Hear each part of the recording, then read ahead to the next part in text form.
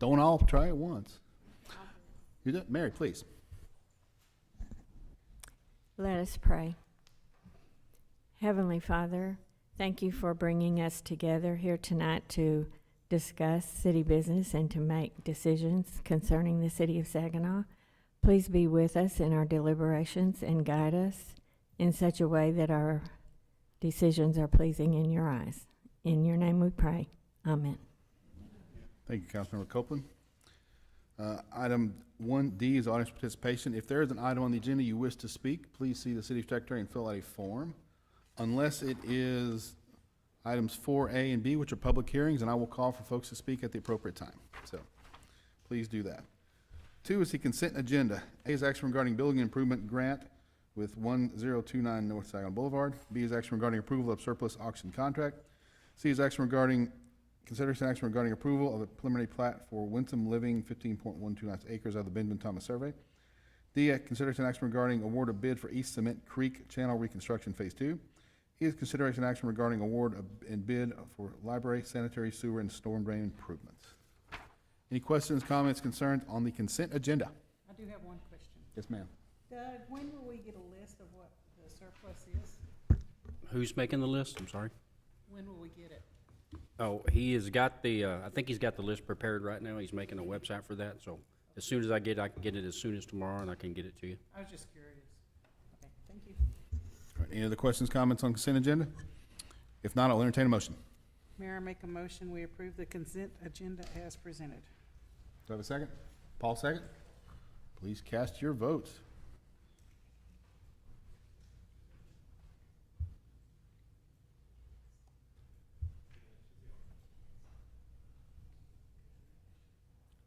Okay.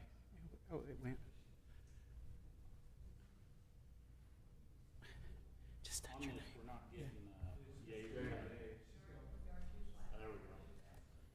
Okay. Took me a minute to get mine too.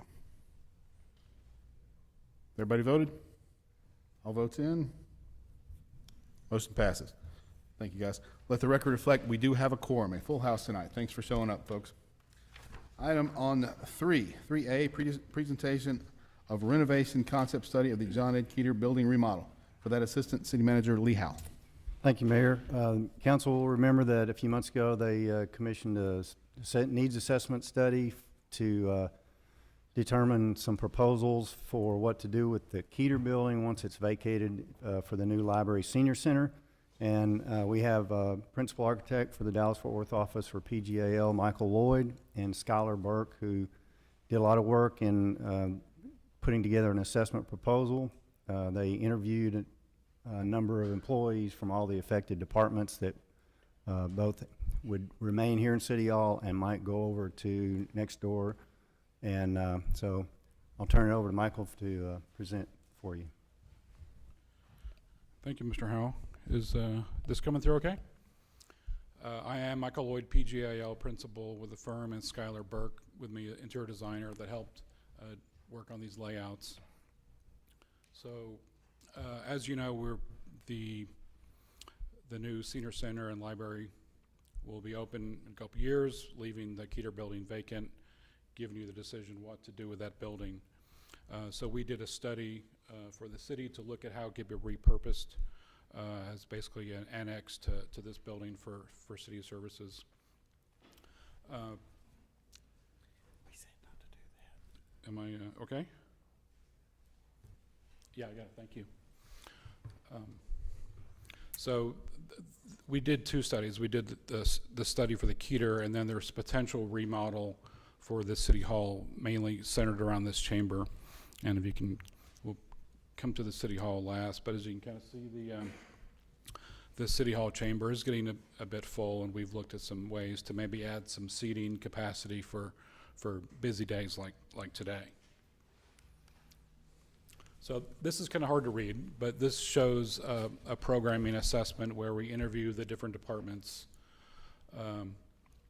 essentially the building department, public works, technology, communications. You can see the list there of the staff that would move from their existing facilities into this building. And the square footage that's in the Keeter building's about 9,900 square feet, and that square footage works out for those departments that could move next door. So we also looked at how would the building, when it is opened up as an annex, engage with the city hall. So if you look over, there's some pavement improvements that we show there shaded from the front door to the city hall, to the side door and the front door of the Keeter building, as well as, let's see if the laser works. Probably doesn't work on the screen, but there's a gray bar that would connect from the back that's showing a covered canopy that would connect from the back door of the city hall to a side door of Keating. And that's for inclement weather days. It would be just a covered canopy, not enclosed or air conditioned, but just a covered canopy that if you had to make it a mad dash in the pouring rain, you wouldn't get wet. So basically the site plan improvements include some paving, making a connection piece for pavement improvements and so forth. We would keep the drive out in front of the city hall as is proposed, but has some better connectivity between the two buildings. So with the brown, would that be covered canopy? At the south part, that would be I know. that would be a covered canopy over the existing sidewalk. The back? At the back, yes, sir. Okay. But the front would all be exposed, new paving and landscaping, Okay. but to connect the two buildings a little bit better than it is today. So we did two layouts. And you see, essentially, they're the two layouts, option 1 and option 2. There are some public engagement things that we have to consider when there's a conference room in the front. If there's doing a plan review or a bid opening, that big center conference room at the front of the building would serve that. There would be a reception desk that can handle the two main departments, the building department, public works, that would receive the guests that come in to see the different departments. So the front lobby is for the general public. There's a bathroom that we'd repurpose the existing bathrooms. If you remember, the bathroom is in the library as it is today. But then there'd be a secure door that would be for staff only at the back in their offices. There's a break room. There's a technology room for the IT department, and option 1, it's the bottom left there. Actually, in both schemes, it's the bottom left, and the break rooms are at the back. Also contemplated a mud room as the building department comes in from the back parking lot. They can take off their boots and change into cleaner shoes as they go to their desks. So we thought through some of those things. There's some high-density storage for one department there on the right side of the building. But it's a pretty nice layout. There's some open. If you see the open spot, there's some collaboration spaces. So with their current location next to the railroad tracks, you're going to have some vibrations in their current building. So this is a good place that they can move to and repurpose the building in a good manner. I'm struggling to find the difference between option 1 and option 2. I'm sorry. Over here on the side. It's more of the back office and a little bit the conference room and the lobby is a little bit different. The different departments are keynoted there in color, so it's a little bit of a difference in how the offices are laid out. Do you have pros and cons for each option? Option 1, I think, has a better, larger space for the lobby. I think that's a pro. So on a bid day, or if you're having a lot of guests, there's more room there. Option 2 has a little bit of bigger break room if you look on the top right. Option 2 has a little more openness, I would say. If you look on the left side, there's a little more open space, and that comes back to workstations in the middle. I like both of them. I think really it should be the staff's decision. I think they're both functional plans. We went through 3 or 4 different options, and these were the schemes that came out to be the best. So we had some good meetings with the staff, and they gave us their input. So really, it's I think both will work. It's really a staff decision. Lee, does staff have a recommendation? I've not sought a recommendation from the staff as a whole yet, no. In the middle of your, of both options, are those cubicles or offices? Those are offices. Well, there's cubicles in. In option 2? There's offices with cubicles. So let me see. It's hard to. That must be a heat advisor here. Is there a way to put the cursor on there, Keith? Cursor on something? So, Skylar, help me out here if I'm missing something, but these are workstations here that are cubicles. And then on option 2, they're here in this area. Yeah, so that's what I was saying on the one option that, do I have a preference? That area would be open where it's lower workstations, but the volume of the space would be nicer. And if, I don't know if you remember, but there are skylights that we would retain in the clear story skylights.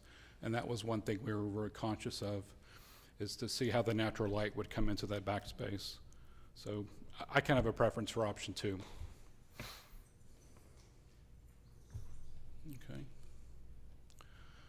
Okay. We can come back to the Keter if you like, but so the City Hall, the challenge was how can we get more seating in the City Hall area here, and what we've contemplated is taking this wall back, taking it out, and having a full room all the way to the glass, and that would give us more seating. So that's the existing conditions. Of course, you've been here before. And this is a rendering showing if you were standing at the mayor's seat looking back, you of course would see the glass, and there's a window bench back there. So you make a decision, do you keep the glass clear, or maybe you put a frosting or a film on it? Is it distracting, or is it nice to have a little bit of a view? I could kind of see both ways. And we've added the acoustic panel boards at the back. But it about doubles your seating capacity. Have we talked, and I know on your drawing it mentions something about the court lobby. We talked to the judge and the court about how this would affect their functionality? Yes, and it really wouldn't change anything, except it would allow better access back into the court clerk, with the court clerk in the lobby area here. Yeah, I mean, I'm in the court in a while, but the last time I was here, it was very full. So more seating would be beneficial to the court as well. Yeah. I was under the impression that the council didn't want to change the building right now to do something with the animal shelter or something else. I thought we discussed that in a meeting. We did. We talked about using that money to So that's why I'm kind of repair confused here. bring the animal shelter up a little bit.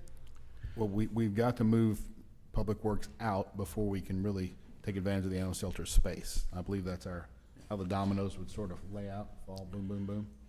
I think that's sort of what we're talking about here. And so what would that do with this building? Has nothing to do with this building. It doesn't, but while they're doing something, they could certainly expand this building as well, which this is a small, I But guess a we've got a small. lot of maintenance issues we need to consider. The animal shelter needs a lot of work, and I think that's higher priority.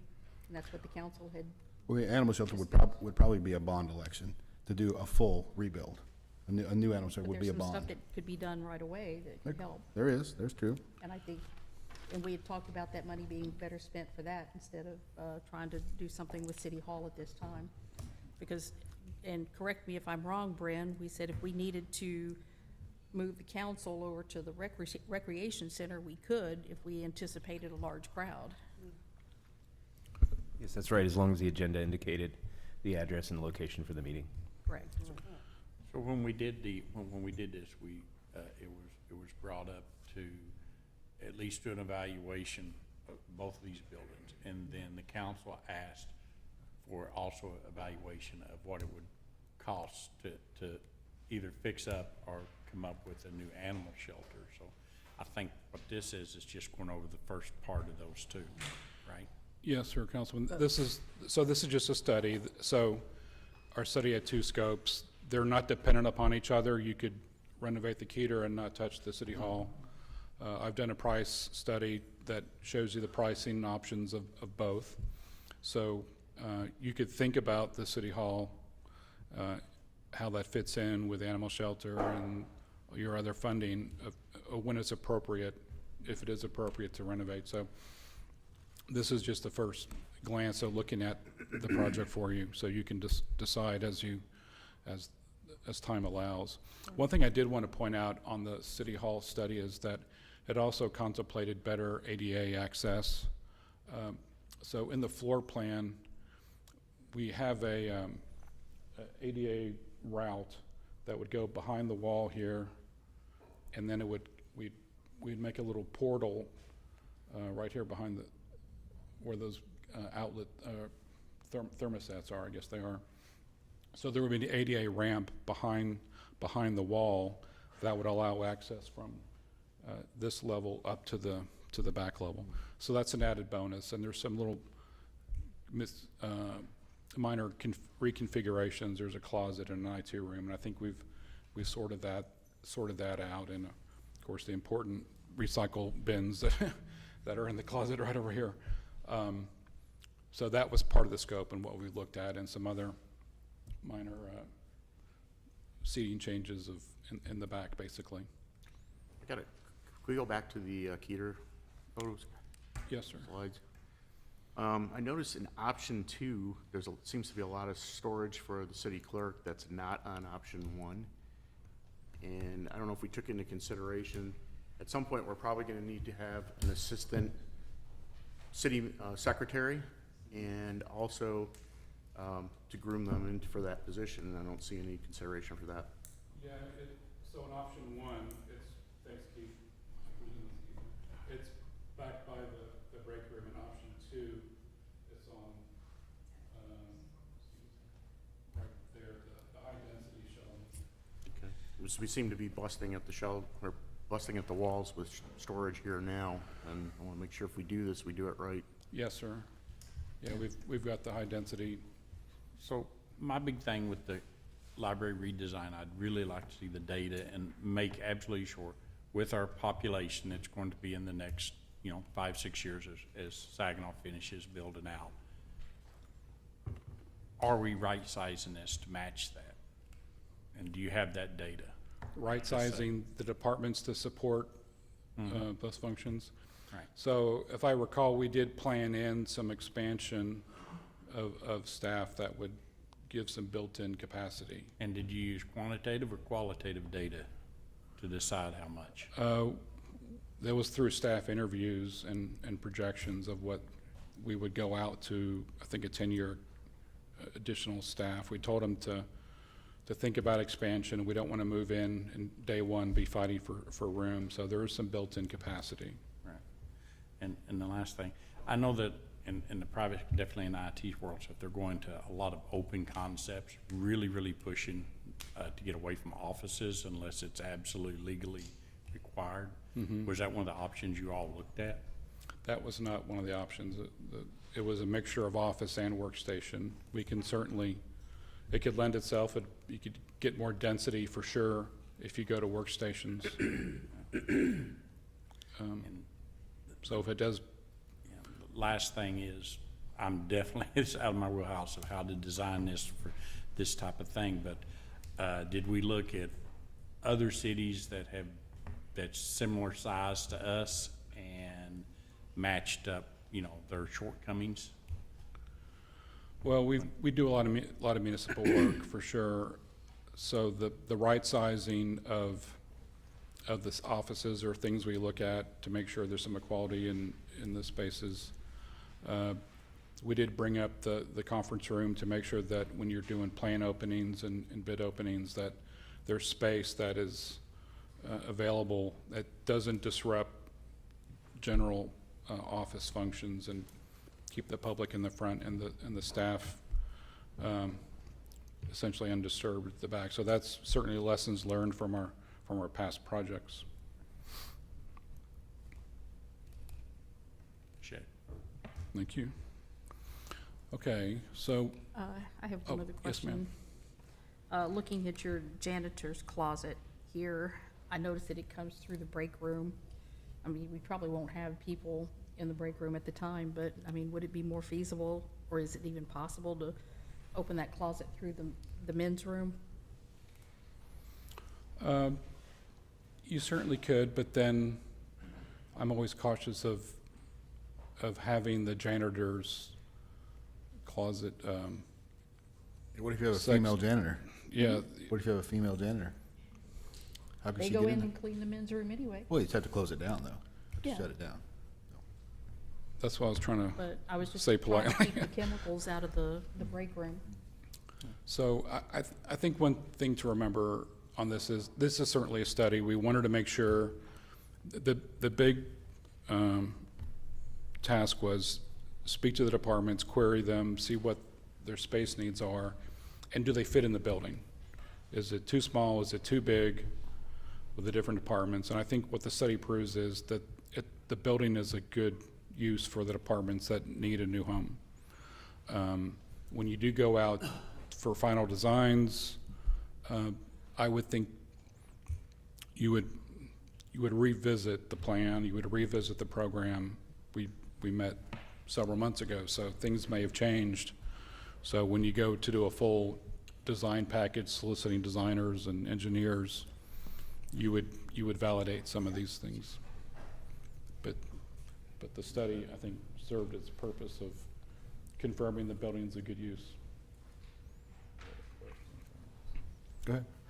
Why would you not keep the city secretary and the records in City Hall instead of moving them over there? I think that you gotta escape that. Why would you want the city secretary over there? Especially the records, wouldn't everybody use them in City Hall more? The one reason that we looked at moving me over there is because right now I don't have a records place. I've got 20 some odd file cabinets that are spread all over the building, and when I need to file or go get a record or whatever, we're going all over the building to do it. And the records have to be secure and have to be locked, and I think most of what they've set up here will accomplish that. But it doesn't, I don't necessarily have to be at City Hall, in the building at City Hall, but I'll be close enough that I could do records requests as well. A lot of those now are done online. We don't have that many people that actually come in to pick up records. They like them emailed and through our system, so it's okay on our part of it. We still have to keep quite a few hard copy records secure, right? Yes, we do. We've got several, probably 6 or 8 fireproof cabinets that have ordinances, minutes, and that sort of thing in them that we're required. And in storage, the requirements from the state is nothing can be on the floor. You can't have any boxes sitting around. And see, right now I've got, in addition to the file cabinets I have, underneath my desk I have about 10 file boxes full of things that need to go into file cabinets. But it's difficult to get things into the file cabinets because they're full, and if you try to move them around, it's a mess. Sure. Gotcha. Thanks. So with this new area, this will give us enough space to grow and meet that demand? I believe so, because I'm assuming I can still keep what's here. We've had the rolling files here. We've got about 400 boxes in the rolling files here. And both of those options show, I'm guessing it's some type of a rolling file or something that Yeah, would that's what we're hold a talking lot. about. So I think we would be okay. This is just me feeling, do we have to keep them in a hard copy, or could we say choose to spend to make them microfiche? Some things you can, some things you can't. And some things you have to get approval from the State Library and Archives Commission to destroy. We have records retention schedules that the city has adopted, and we go by those, and yearly, we usually shred about 75 to 80 boxes annually that we can get rid of, but certain things we have to keep for a certain period of time. Because you just move it, when you move it to microfiche, you're just moving it from one medium to another. Okay. Yeah, we do have laserfish. Laserfish, okay, yeah, whatever the latest technology is. Yeah. Yeah. And there's no room over here big enough for that? There's no room over here big enough for that we could move you around? To put all my file cabinets together. No, when we first moved back into this building, my office was at the back, and the office next to mine was for file storage. And then when we hired economic development director, well, we had to make some room for that person, and so we moved some things out. And then, it's still being used as an office, and plus it's got files in it as well. They're everywhere. All right, keep going. All right. So let's get a few images. One thing I want to point out, going back to the city hall, so if we were to push this wall out, remember there's a vestibule here to come into the city hall. The expansion also considers making sure there's enough quiet, because this area actually serves as a vestibule before you come into chamber. So the expansion, if you look at the dark area, the top right of the right image, that would be building an additional vestibule so that the current vestibule will serve as the chamber vestibule. So I'll show you, we got a rendering on how that would look on the outside.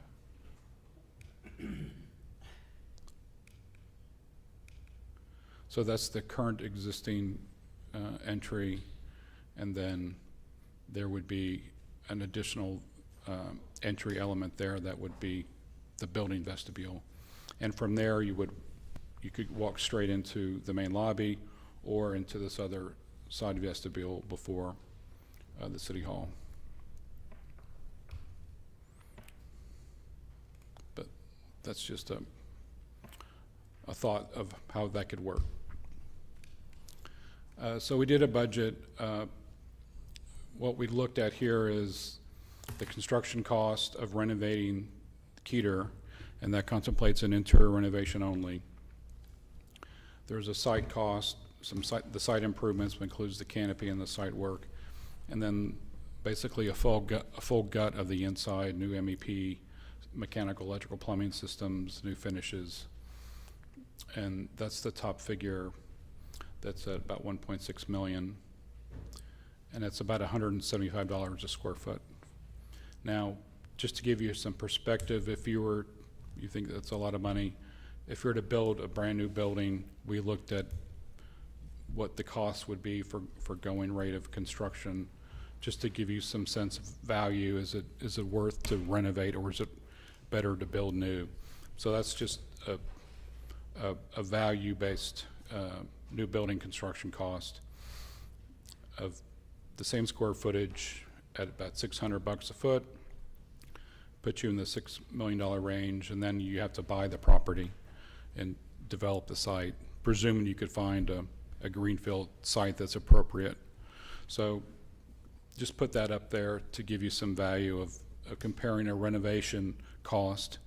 Is it worth it, or do we build new? And that'll give you something to think about. The City Hall renovation number is the number at the bottom. So again, the Keter and the City Hall are not attached. They can go at their own schedule. So the Keter, that's be all new HVAC and everything? Yes, sir. The electrical panels are really beyond their useful life. When you're going to do a renovation like this, it's just better to start with brand new electrical panels, brand new mechanical systems. There's new codes, so you want to get the most efficient HVAC.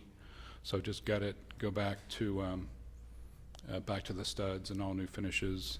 We would try to connect under slab where there's existing plumbing. That's why we kept the bathrooms in the same spot.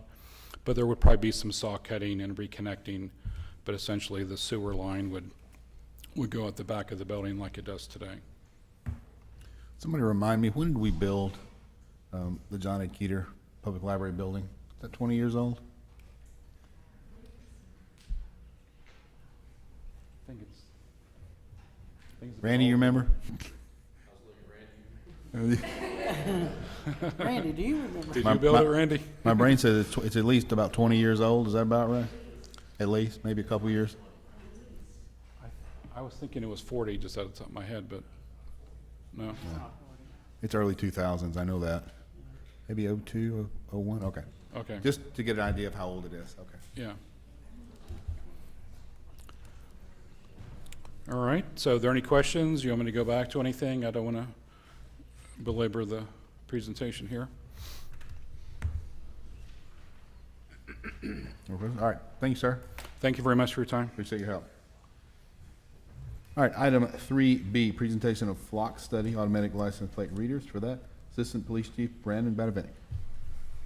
Welcome, Chief. Good evening.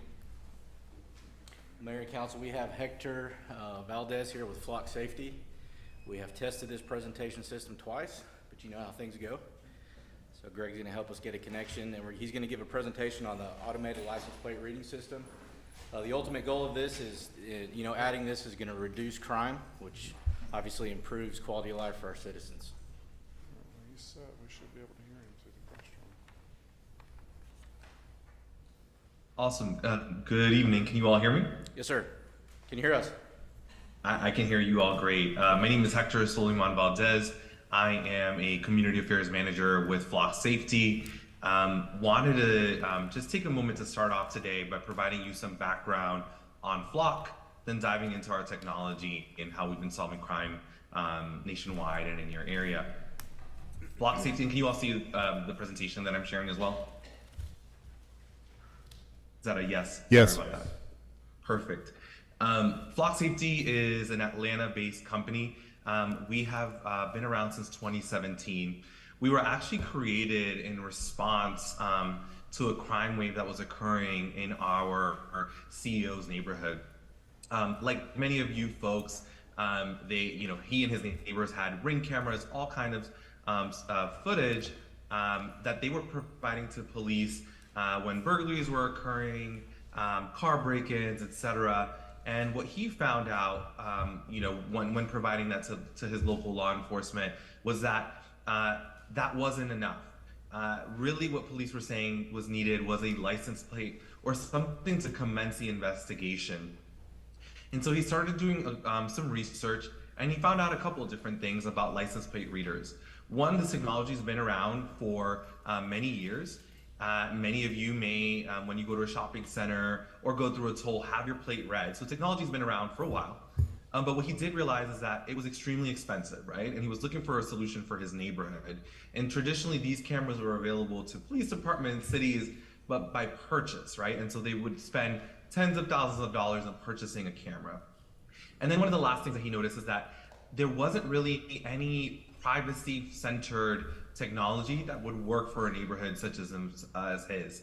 Many of the legacy providers sold data to tow truck companies, etc. And that wasn't something, as he was looking to build something for his neighborhood and in order to help his law enforcement, that would be helpful. And so that is when Flock got started. We actually started off by serving his neighborhood and neighborhoods in Atlanta and nationwide by creating a license plate readers that were using a software as a service type model. So we charge per year per camera. That means that we permit, install, and maintain those cameras for you so that the city staff can focus on their duties and law enforcement can focus on solving crime. Fast forward to today, we are in over 1,400 police departments, as these cameras were the same level of service that police departments needed. We're in over 1,400 police departments, over 3,000 HOAs and businesses nationwide as well. And so that's a little bit of background on Flock. Just kind of recapping that, what he saw is that there was limited police resources. Technology served as a force multiplier in the event of a crime occurs. Police need to capture and distribute the right amount of or type of evidence, right, in their hands, and that there's an opportunity to engage community, and that's why we still work really closely with local communities and HOAs and businesses to also amplify any cameras that are purchased by police departments and cities. So I talked a little bit about Flock, generally our technology, but I want to dive into how the technology actually works. Top right hand corner, you're seeing what actual footage looks like. As you can see, it is the back of a vehicle. Hey, It is Hector, not hold on. people- Hector, not can we move that? Yeah, your picture is in the way of that image. I'm sorry, Hector. There you go. Thank you. Thank you. Am I gone now? Yeah, continue. You're good. Perfect. Are you guys seeing this where I'm at? Okay. Perfect. Yes. As y'all can see, there's no people, there's no facial recognition, and there's no traffic enforcement. Your law enforcement department can simply search by vehicle filters that are, again, associated with the actual vehicle. Important to talk about what the technology is not. As I mentioned, this is not tied to personal identifiable information. And what that means is that within Flock, there's no DMV records, nothing associating an individual to that vehicle, right? John Smith is in that vehicle, et cetera. We are only focusing on the vehicles. And so this is an investigative tool in which your police department then commences their investigation, right? Really important to mention is also that our standard retention is 30 days. That's an important number because it provides your police department with enough time to investigate a crime. Even if somebody's out on vacation, doesn't report a crime right away, but it's not long-term retention of data, right? And so it's automatically deleted on that 30th day in order to protect privacy. There's 3 different aspects to the technology. It's proactive in that your police department in their vehicles, computers, or on their desktops will receive real-time alerts within 20 seconds anytime a vehicle on an NCIC or wanted list goes through your city and is seen by one of the cameras. That's important because 7 out of 10 crimes, there's a vehicle associated with it, and knowing within 20 seconds that a stolen vehicle is in your community will help them act or take action. It's investigative. So if a crime is reported, your police department will be able to go in and investigate using those vehicle descriptions that I mentioned, and it serves as a deterrent. We have over 200 police departments in Texas itself, so now we will add your city to that list, and folks that are out there committing crimes will know that you are also protected by this technology. And how do we mitigate risk, right? So, and protect privacy. I talked a little bit about at the beginning how Flock was founded and our differentiators being really focused on neighborhoods and protecting privacy with everything we do. Unlike legacy providers, the footage is all owned by the city. We will never sell or share that data, so only your police department can share that data within the system for law enforcement purposes. All of the data is stored securely in AWS cloud. It's end-to-end encrypted. This is the highest level of security. All of these servers are located completely within the United States. There's a search reason required and an audit trail, right? And so you may have had in your agenda packet an example of your policy or a policy that your police department intends to enact. That policy is going to state something along the lines of they have to have a case number or a reference number, which means that there has to be a call for service, something that initiates that investigation. That then provides your police department with the ability to also audit the system and ensure that all of the searches are being performed for legal law enforcement purposes. As I mentioned earlier, there's no personal identifiable information within Flock, no DMV records, etc. So it also follows that this is not something that will be used for punitive type of crimes such as red light cameras, etc. And then Flock also has a unique transparency portal, which we will provide to your police department for free. They will be able to put that link on social media on your city website so that any resident in real time, this is updated daily, can see who your department is sharing with, how many searches they're performing, what is their policy, and really have eyes and a way to kind of verify the way that the system is being used. And I wanted to end by going over some of the cities in Texas in which we are located: Fort Worth, Dallas, Houston, some of your major cities, as well as many others. This is not an exhaustive list. As I said before, we're at over about 200 departments in your state. And I want to talk about some crimes that we've helped solve. So it's a no-brainer that this is going to help solve stolen vehicles, etc. But this is really being able to use this technology, technology really allows police departments to act quickly in different kinds of crimes. This is one out of Louisville, Texas. This couple that you see here were out shopping right before their wedding. A shoplifter took their cart with her purse, thousands of dollars, the wedding ring. So really setting them up for a horrible day right before their wedding. But Louisville PD sprung into action. They searched the system, found a suspect vehicle, and then made a stop and arrest. Therefore, quickly bringing resolution to this crime that could have really ruined this couple's special day. The second slide here is highlighting how this can be a preventative tool. This is out of San Bruno, California, where would-be robbers attempted to go into a store, but they had armed security, so he was able to fend them off. The police department, however, believed that they would return now that they knew that there was armed security, escalate their level of violence, and attempt to rob the store again. So they put a custom hot list on that vehicle. As soon as that vehicle was seen by cameras entering the area where the shopping center was, the San Bruno PD was able to go and stop that vehicle, stop them from coming into the shopping center and stopping that crime from happening and escalating in violence.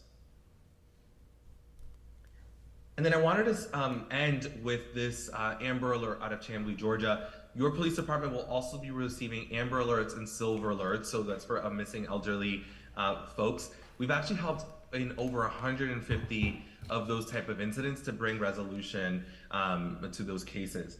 This one is an extremely rare case. It's a stranger on stranger abduction where the mother you see here was pushing her child, which you also see here in his stroller. Two masked and armed individuals went up to her, fought her. She fought violently. They had a gun. She tried to take it away from them and everything, but they still succeeded and took her child away from her. She did not see the license plate, but she did see what that vehicle looked like, and she provided that description to law enforcement, who sprung into action and then searched the system, found a suspect vehicle, put out an Amber Alert, and then found that vehicle one state away in Alabama and made a felony stop and arrest. And as you can see here, the timeline in a case like this, which is extremely, every minute counts, was from 12:30 to 6 p.m. Into when that the mother had her child back. So really being able to bring resolution to a horrible crime, put those folks behind bars so that they can't attempt that with anyone else. And I did it with that. I wanted to kind of end my presentation. I know I did a lot of talking at you guys, but just wanted to provide some time to answer any questions that the council has. Council questions for Cindy? Go ahead. Hi, Hector. Great presentation. We came across one of your booths at TML last year, and I was highly impressed. I have two questions for you. You were talking about the 30-day retention. Is that like a 30-day month, and then at the end of the month, the database is cleared out? Or is it 30 continuous days? So if something were to happen on the 30th of the month, you wouldn't lose that information on the 1st? It is 30 days from when the image is taken. So the way that works is that every image has what is called a time to live. So it's basically a date stamp that says 30 days from this moment, this image gets deleted. So it's hard deleted, it's no longer available. Okay. Now, if the police department within that 30 days performs an investigation and there's an image that it will be helpful for one of those investigations, they can download that, and then that will go into their evidence system and follow all of the rules and regulations associated with that type of crime and image, and then that retention that is associated with that. Okay. And the second question I have is, you said you collected the license plate information, the make and model of the vehicle, and the color. I noticed that picture was taken in the daytime. How does this work at night and possibly an area that's not well lit? Yeah, so the cameras work with infrared, so they're able to capture the plate clearly at night. The cameras, or our system works with what is called the vehicle fingerprint technology, which we've trademarked. And what that does is that it looks at the vehicle for its unique, characteristics. So taillights in a Honda and a Toyota, those look different, right? And so what it will do is that it will then classify or be able to tell, even at night, what type of vehicle is in front of it. And then associates it with machine learning, anytime it may have seen that vehicle, and then provides a description. And so your police department is able to use about over 40 filters to find a vehicle, including at night.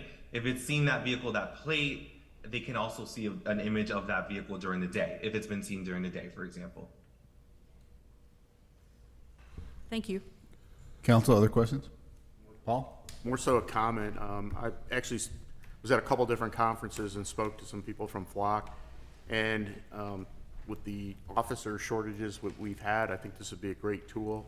I know Fort Worth implemented this, and I guess they're getting some more cameras. They had a lot of crime in the Las Vegas Trail area, and I think it dropped 22% from when they installed these things. And I just think it'd be great for the city. You know, probably I've heard that Walmart was even willing to pay. Some of the HOAs already have these, and my someone stole a car in her subdivision. They drove the car into an HOA that had this. People had their car back in 2 hours. So I think it's a great tool and something we definitely should pursue. Brent, are there any legal potholes with this? I'm thinking, I don't know. What is the legal opinion? Are there any legal issues or concerns? So it's all public. There are no constitutional right to privacy if you're using the roads. Okay. And a number of our client cities have already subscribed to this service. Okay. Excellent. So we would need, for them to capture it, they don't need a court order or anything? How would that work? No, because the vehicles are on public rights of way. I've got a question for Chief Badovinick or any of our, we have any idea how many cameras we would need and locations and all that good stuff? Yeah, Flock recommends that you start off with inbound traffic. We looked at the map and came up, we think we would really have a really good coverage with 14 cameras on inbound traffic. And how much is that? So with the implementation cost, there's a one-time implementation cost with each camera. So the first year with 14 cameras and the implementation would be $44,800, and then the following year would be $37,500. The following year, okay. Every so year following? I'm sorry? So you got a one-time cost and you got a reoccurring cost. So the 44,000 is a one-time Is the first year. cost. Yes, sir. What's the reoccurring cost? $37,500. 37.5. Yes, And sir. how much per camera added? It's $2,500 per camera. It's $350 setup if it's on a city-owned property. It's $750 setup if it's on TxDOT.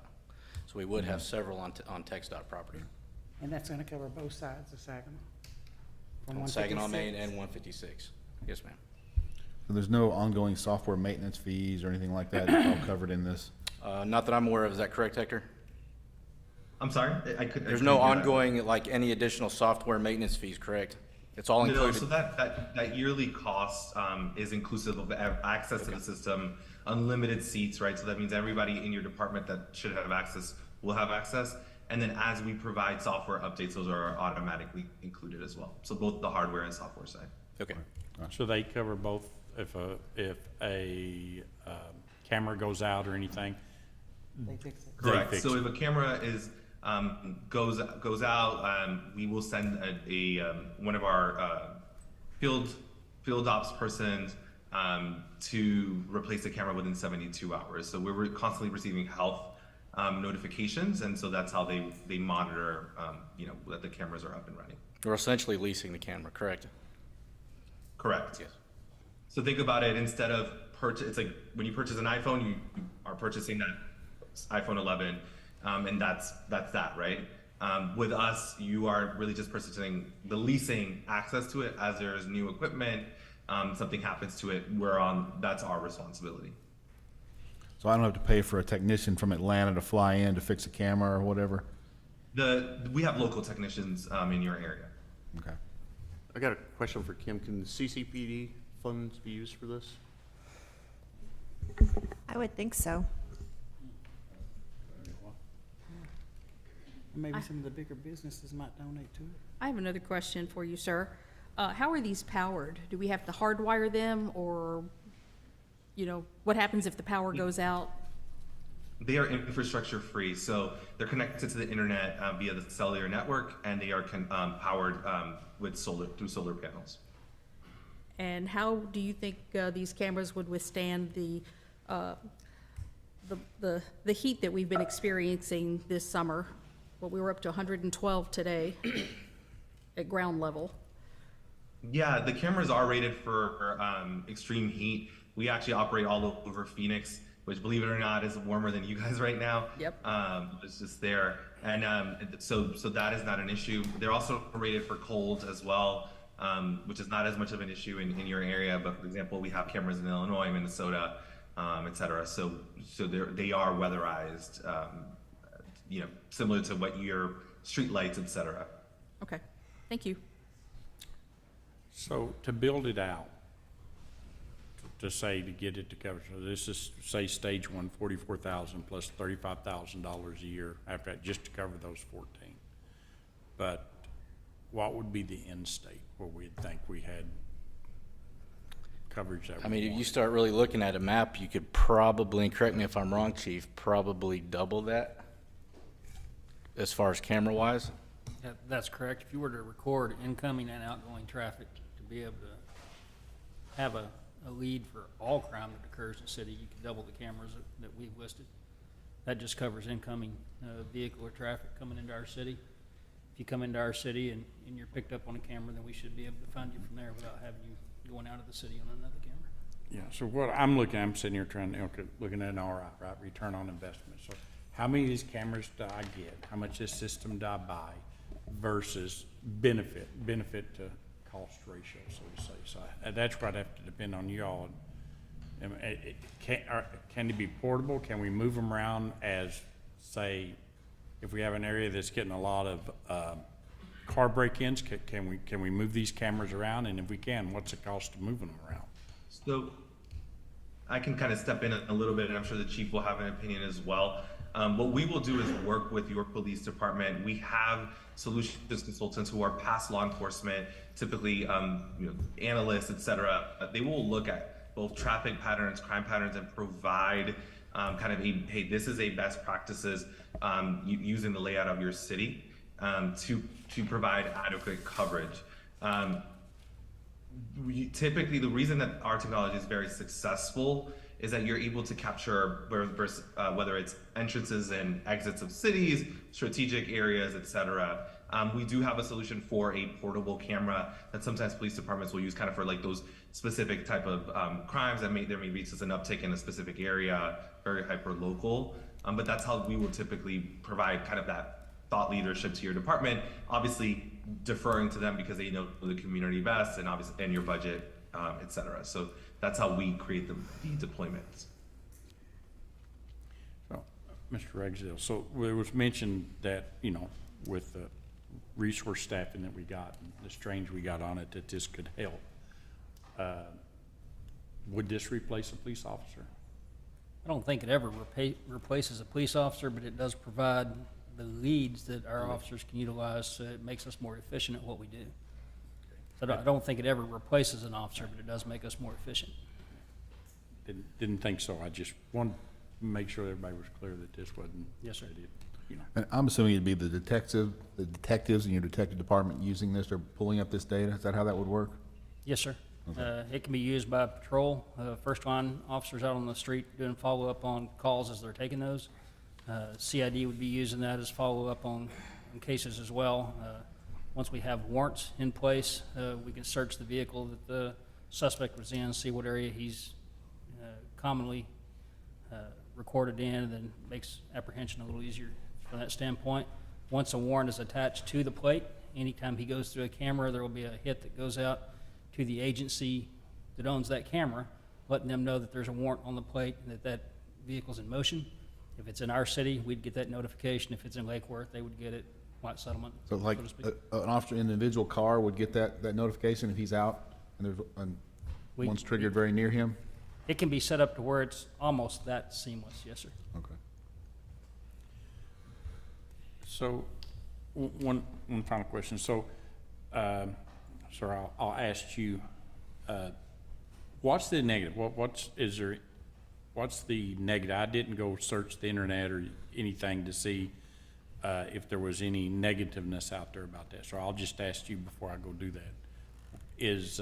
What's the negativeness we've heard from the general public? Because there's usually, no matter what, there's somebody out there who don't like it. So. Well, this didn't catch them, it just catch your license plate, so Yeah. they can't write about that. Yeah. They're doing the law. Well, I mean, I'll be honest with you. I mean, I'm concerned about metadata being captured. So, I mean, that's just a general concern, the amount of metadata and stuff that just the general government's collecting on me. So, I'm just asking. I don't know. Councilmember Lawson, I mean, I can answer some of that. One of the complaints that I've heard is they feel like it's an invasion of privacy. Yeah. because we are now recording data from a vehicle that's in motion without there being an actual crime committed. However, there is no expectation of privacy when you're on public roadways. So anybody can take your picture, anybody can record that information. It's, that's the complaint you hear, even though it's an invalid complaint. They keep this data for a very short period of time, so it's not like it wouldn't be like a tracking device on a vehicle where you're trying to track it in all its movements. It only records when it goes through a camera system and gets detected. So, again, it's all public places, it's public right-of-ways, so there is no expectation of privacy there. But that is the complaint you hear, is that. They do the same thing at toll roads. So that way they'll stay away. I've got one other question. I met with your people, and they also talked about a microphone type system that picks up breaking glass, squealing tires, and gunshots. Is that something we could add later, and approximately how much would it be if we did? Yeah, so that is the Raven device. That's a audio detection device that, just as you mentioned, works for gunshot detection, glass break-ins, etc. That actually works in conjunction with this system. It's an additional piece of hardware, and the way that it works is that if there's one of those sounds is detected, it uses the LPR then to also provide the leads as to like, hey, these may be the associated vehicles to the police department. So that's something that can be added in the future. If your police department desires to do so. We sell that by the quarter square mile, half square mile and mile range. So yeah, that is something that could be discussed. I'm not on the sales team, believe it or not, so I don't know the exact numbers of the cost there, but I can find that for you all and provide it to you through the police department. Yes, Mary, go ahead. For example, the woman whose child was kidnapped, and she did not have a license plate, but she had a description of the car. So in order to find that vehicle, did that license plate already have to be in a database to be able to find it? No, so the way that the system works, and that's why this is like a different type of license plate reader, is that we created what's called the vehicle fingerprint, right? So basically, the police department has 40 different descriptors in which if there is somebody that's a victim of a crime, like the one that I provided, she was able to say it's a Ford truck and this is the color. I didn't see a plate, right? And so they then found a vehicle that matched that description. So think about it like, facial recognition, but for the vehicle. They found a vehicle that matches that description. They did see a license plate, because now they have a license plate. They then commenced the investigation, investigating who those folks were, putting out an alert, on people's phones, etc., that folks knew, to be on the lookout for this vehicle, and then found out that it was in Alabama, and a police department there got an alert through the flock system, and then made the arrest. Okay, thank you. And I have one more question. Yes, Cindy, go ahead, please. Is this technology very different from the cameras that are used on the toll roads that captures the vehicle, the plate, the color? Yeah, so the ones, there are many different vendors there. Those are really focused on connecting to the DMV, right? And associating that with the owner of the vehicle, et cetera. And so those are focused on the license plate. We are focused on the entire vehicle so that it's an investigative tool. So it'll provide the license plate, but it also is every single, does it have a roof rack? Does it have a bike rack? Those are all filters that your police department can depend on, because many times folks will provide, very varying descriptions, and they may have just caught on to one thing, right? And so they'll be able to rely on all of those filters instead. Chief, does Lake Worth have these now? Yes, sir. Lake Worth, White Settlement. So I believe Blue they Mountain solved has- a pedestrian fatality within a few hours that they wouldn't have been able to shortly after they got their system, so. Yeah, it was crucial at solving that. I talked to the chief over that. Are there any other questions? All right, gentlemen, thank you. Appreciate the Thank you. information. Thank you, Hector. Thank you all. All right, moving forward, item number 3C, presentation of Community Economic Development Department. For that, Keith Reinhardt.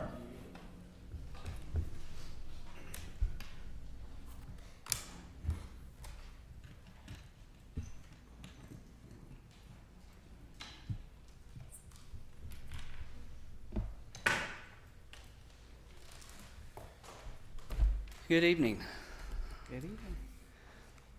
I'm going to pass this around first.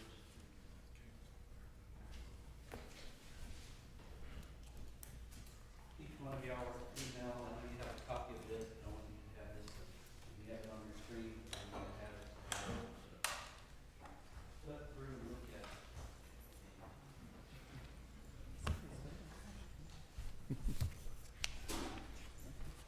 I'm excited to get to talk to you today because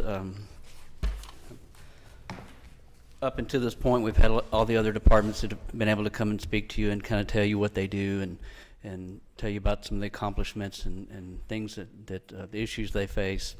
And this is our opportunity. We're pretty excited about this. We're a very diverse department in that we have a lot of different areas within our department. And I've asked my staff to come talk to you all about that. I'm going to do a little bit of talking myself. The good news is we've narrowed our presentation down to a little over 2 hours, so, and 57 slides, so no, it's really not that big. I'm not going to read this to you, and I'm not going to read this next page to you, but while I'm talking, you can, if you want to take a look at it, just some of the things that we do in each one of the areas of our department. We cover a lot of different areas, a lot of different buildings. Senior Center, which is, as you're aware, is officed or manages and works out of our recreation center, is in 2 of the rooms. We're able to accommodate them. Our communications office, economic development was added about 3.5 years ago, just some other things, and of course our recreation and community services, which also includes our aquatic center. Some of the things that we can and cannot control, things we can't control, or for as Council Member Big Horse mentioned earlier today, was the weather.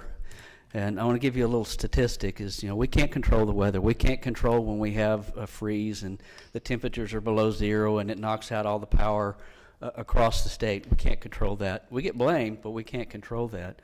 We can't control the heat today. And I'll give you an example of we had to close our facility today for that reason. Today at noon, one of our staff, you've seen those temperature guns where you can shoot and you can determine tells you what the temperature is of whatever you're aiming the laser at. Today at noon, the temperature was 100 degrees. The pool deck at that time was 119.8 degrees. The restroom doors were 138.9 degrees. The big yellow orange slide where the water was not touching is 135.8 degrees. Hot. 3 o'clock today, the outside temperature, now I think it did get hotter than this, but at 3 o'clock the outside temperature was 108. The pool deck read 135.5. Now the restroom doors had cooled off to a mere 110 because they were in the shade, but the big yellow orange slide read 140.5. First degree burns are at about 118, second degree burns are at 131, and we obviously exceeded that. We can't control the people. We can't control the number of applicants that we have. We have a great staff at our aquatic center, which our recreation services manager, Vicki Weldon, is going to talk about in just a little bit. But we can't control how many people apply. It's easy to point the finger and say, well, y'all didn't do a good enough job. No, we did. In years before COVID, we never had to worry about job fairs and things like going to the school district. People came and people applied. People wanted to work. Now they don't. And it's not a recreation community services thing, not at all. It's every department. Police department has a hard time finding staff. Fire department, public works. We're all going through that. It's not a one department, it's an everybody department. We can't control the number. We this year in Human Resources, if she wants to speak up, she can tell you how many job fairs we had and how many that they went to try and recruit lifeguards.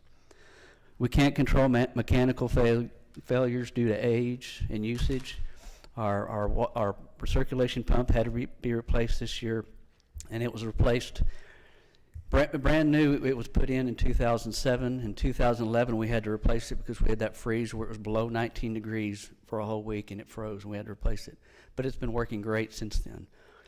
Problem is, that was 2011. It's 2023. So it's on for 12 years.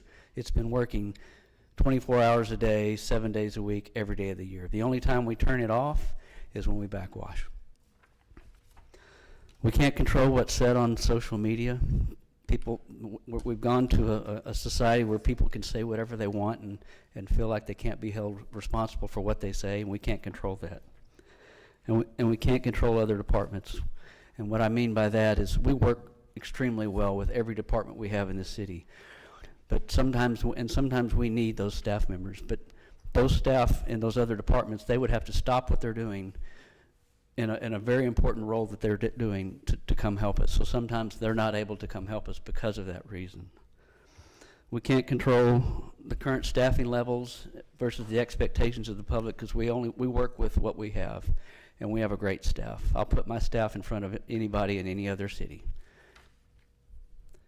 We can't control our budget and funding. We ask for funding each year to help us do our job and provide the services that we need. But we don't make those decisions. Essential employees versus non-essential employees. The college textbooks will tell you that we're non-essential.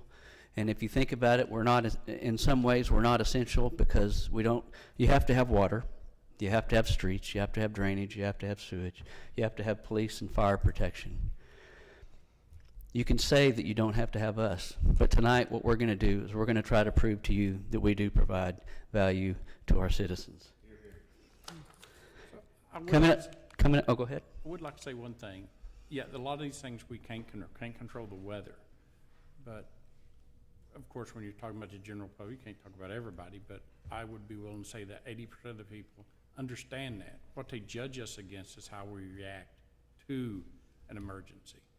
Most of the citizens... Which emergency are you referring to? Any emergency. I don't care what it is. There could be a water main break out here. How do we react? Do we get it fixed in a timely manner? That's really, to me, what the citizens expect out of all of us is they're not going to blame what you call an act of God on us. What they're going to do is they're going to expect us to react to it and to do what needs to get done, and to give them information back. Mm-hmm. So with that being said, it's really, we're getting judged on how we react and what we do to help our citizens in times of need. Yeah. We responded quickly when the recirculation pump went down. We don't have one of those set aside in the closet like that was referenced to us, just like our police don't have an extra 25-ton unit sitting in the closet either. Right. It's just not a cost affordable thing to do. Yeah. But we got it repaired as quickly as we could, and it's working. It's working really well.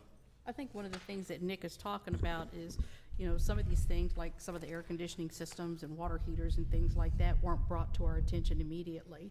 And the council can't react if we don't know about these things to be able to try to find the funding to help you. Yeah. So, I mean... We're aware of air conditioners because at the rec center we have 13 units sitting on top. I know. And they get tired, especially right now with the temperatures. Well, yeah. But again, I think what Dick is saying is we can do more to help you guys if we know about things in a timely manner. Yeah. I'm going to go sit down for a second. I've got an amazing staff, and the good news for y'all is that I talked to some of the council earlier, and they said we've got 37 seconds for each slide. So good luck. So before you leave, one thing that I don't see on here that I would really like to see is a high level of exactly how many staff you have per area and whether they're full-time, part-time, or seasonal. I'll let each one of my staff talk. This, but I don't know if somebody else is going to go over that or you. I couldn't find it. I prepared that, which I'll talk about towards the end about the staff. But those are the staff members that we have in place. Yeah, I was trying to follow your paper slide, and it's not matching your thing there. I don't think. Anyways, I struggled. I even took the Band-Aid up. But anyways, I would like to get that. He tore it apart. That's probably messed Okay. Yeah. Let's let Keith continue. Please go. Coming up next is our Senior Center Director, Miss Christy Sinclair.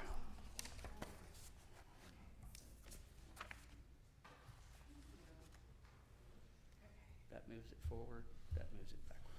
I already forgot. Forward, back. Forward, back. Okay. All right. Seemed kind of negative feeding into me, but this can be really positive, so we're going to turn this little party around. First, I do have 9 slides, but I've got this down to 20 minutes because I promised my staff I'd get them out of here by 7:20. I'm staying on script, I promise, ladies. Okay. My name is Christy Sinclair. I have been the Saginaw Senior Center Director for over 5.5 years. I'd like to thank the mayor and the council for this opportunity to discuss how our senior center has evolved and grown over the past 5 years, as well as our current needs. Oh, he already told me. There we go. Last time I was here, we discussed implementing the new $20 annual fee for non-residents. I can happily report that after 6 months, it has not deterred seniors from joining our senior center. As of today, we have 491 members since January 1st, and 52% are Saginaw residents. We have collected $4,690 as of today and from non-residents, and that money has gone to the city to help pay overhead costs. Okay. You stop me if you have questions. Okay. We often are asked who comes to our senior center. As you can see, it's about 1/4 men and 3/4 women, which is actually a really high number of men for a senior center. The demographics also illustrate we have a lot of active baby boomers. Our average age has significantly gone down over the past 5 years. I think it's due to adapting to the wants and the needs of the baby boomers, and we'll discuss that a little bit more as we go along. Right now, we have for baby boomers are age 57 to 75, depending who you ask online. I think I asked Siri, and that's what she came back with. But so some people argue I'm not really a baby boomer. It starts at 59. We're going to go with Siri today. 57 to 75, and there's 71.6 million in the United States alone. Every day we have more and more that retire or cut back on their work hours, and then they want to join the center. So don't see these numbers going down anytime soon. Our senior center attendance is extremely high, and we are getting to some of our historically busiest months, which are August through December. I am petrified. I only have the data from on this chart from June 2021 till June of this year, because that's when we opened up at the rec center. At the cabin, we did not have a scan-in system, and attendance was counted way differently. For example, at the cabin, a person could be counted 3 times in one day. So they were counted if they came to exercise as an activity. They were counted for bingo. Then they were counted again if they went to potluck, even if they were all 3 in the same day. It's hard to measure that number against us now when you can only be counted once a day, even if you attend many things that are different programs that are centered throughout the day. So I can just kind of compare apples to apples. So June 2021 at the rec center till June today. I can tell you at the cabin, despite whatever those numbers were, I often had days of less than 12 people. 12 people. I barely even remember those days. Sorry, that brought back memories. But now we are averaging over 1,500 visitors a month, and it's a lot. Do we know how that matches to other senior citizen centers? So it's hard to compare apple to apples there. Some are more accessible. For example, I live in the city of Keller. It's surrounded by Colleyville or South Lake and some other cities' trophy clubs. So they have really quick access to their senior center, which brings up their numbers. It's also 3 times the scale of my new one that's being built. So we're talking, it's hard to compare things on that level. I know when I have sponsors come, they think this is ridiculous. They think it's a ridiculous size crowd, as in a huge crowd. They said attendance isn't like this at the other senior centers they go to. So, yeah. So I take them at their word. That's what they do. They go to different senior centers, and you're welcome to ask them too, but they do think it's a reason so many of them want to have a relationship with me and work with me on these things. That was a great question. When I first started at the cabin, we did not have a certified exercise, and do I have it on exercise? There it is. When I first started at the cabin, we did not have a certified exercise instructor. And I had a lot of concerns about risks of injuries from not exercising properly. Since then, I have implemented 8 exercise classes a week with different intensity levels and instructors. We also have at least 3 more programs we would like to start up if we get funding. We would like to have a non-contact martial arts silver program, a Zumba Gold class, and a Rocksteady boxing program. And Rocksteady Boxing was designed for the record number of seniors currently being diagnosed with Parkinson's to help with their tremors. But it is also beneficial to all seniors to increase their upper body strength. Since none of our classes are loud, they could be in the room next to us without disrupting activities in our room. We just need the funding. I do have 3 certified instructors on standby for months wanting to teach these programs with us too. You know what, Valerie, people have been really kind with me, my instructors, to work with me on what I can afford and what, and I'm pretty good at sales, working out budgets that are reasonable, but I try to make it very, very reasonable. Some of my instructors, I can work out and find them sponsors to cover them, like a home health company, but I need some support. I have no budget at all for exercise instructors. So at this point, I feel like I'm kind of taking advantage of some people that are trying to do some really great things. And I think in a lot of people's hearts, they just want to help seniors too. So, but I can work out some specific numbers for you on that too. That was a great question too. Can silver sneakers help? I wish that they could. I want to say they can. I don't have a computer system. So here's part of the problem. The rec has a computer system, so they have to do my applications for me. I don't have a register, so they do that for me. But to take my burden off of the rec center, I had Greg set up, who's wonderful IT, set up a computer at my door so my people could now start scanning in at my door because of my volumes just out of control. We were just always overwhelming the front desk at the rec center. But with that being said, Silver Seekers is a whole different world. You have to have a scan-in system. You have to report numbers to them. People have to bring their IDs for them. And my seniors forget their IDs a lot, just scan in with me. And so the numbers of the scan-ins at 1,500, I imagine you could add at least 10% higher of just the ones that forget a month. But it wouldn't be as easy as I wish it would for Silver Sneakers. I have tried to make phone calls to them. I've tried to have them come out. I've tried to send them emails. I get, for 4 years at least, I've tried this and just end up in a complete circle of nothingness. I don't ever really give up on anything, but my time is limited, and trying to invest more time in something that never gets accomplished is a tough thing for me. Just asking the question. No, I think it's a great question, because Silver Sneakers can pay out, and they can. But even I don't think the rec has it set up where it works at the rec either. So it's a hard one. It definitely will be something that has to be implemented at the new senior center. Once we have our own scanning system and our own check-in desk and the whole deal, it would be a must-have. So the computer system, is that something that we can get set up for her, Gabe? Like a cash register? No. Well, I would need like a register too, I'm pretty sure, so. I mean, if you need something, that's why But we're then you're here. talking about a whole close down of a register every day, and I'm the only full-time employee, and I have 1,500 bodies that walk through there a month. So it's adding on to another, I get what you're saying. I'm not trying to be argumentative. I'll think that through. I guess I hadn't thought of that before. Okay, baby boomers. Okay, I love this one. This one's all pictures. So now you see the chaos, which is my life. It's good chaos. It's happy chaos. Yeah, I had a question. Please. So you had mentioned martial arts. I'm assuming you're probably talking about Tai Chi, because that's usually what. No, we do Tai Chi twice a week. We have 2 separate instructors on those, neither of which I pay, but they are both certified instructors. And when I say I mean you.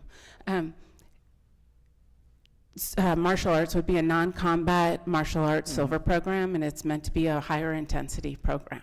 Yeah. And it's non-contact. Right. Yes. So what I was going to say is, I taught martial arts for about 20-some years in over. You're hired. Yeah, right. If I could He squeeze it in. just I'd do it. volunteered. That's how I work. Yeah. Yeah.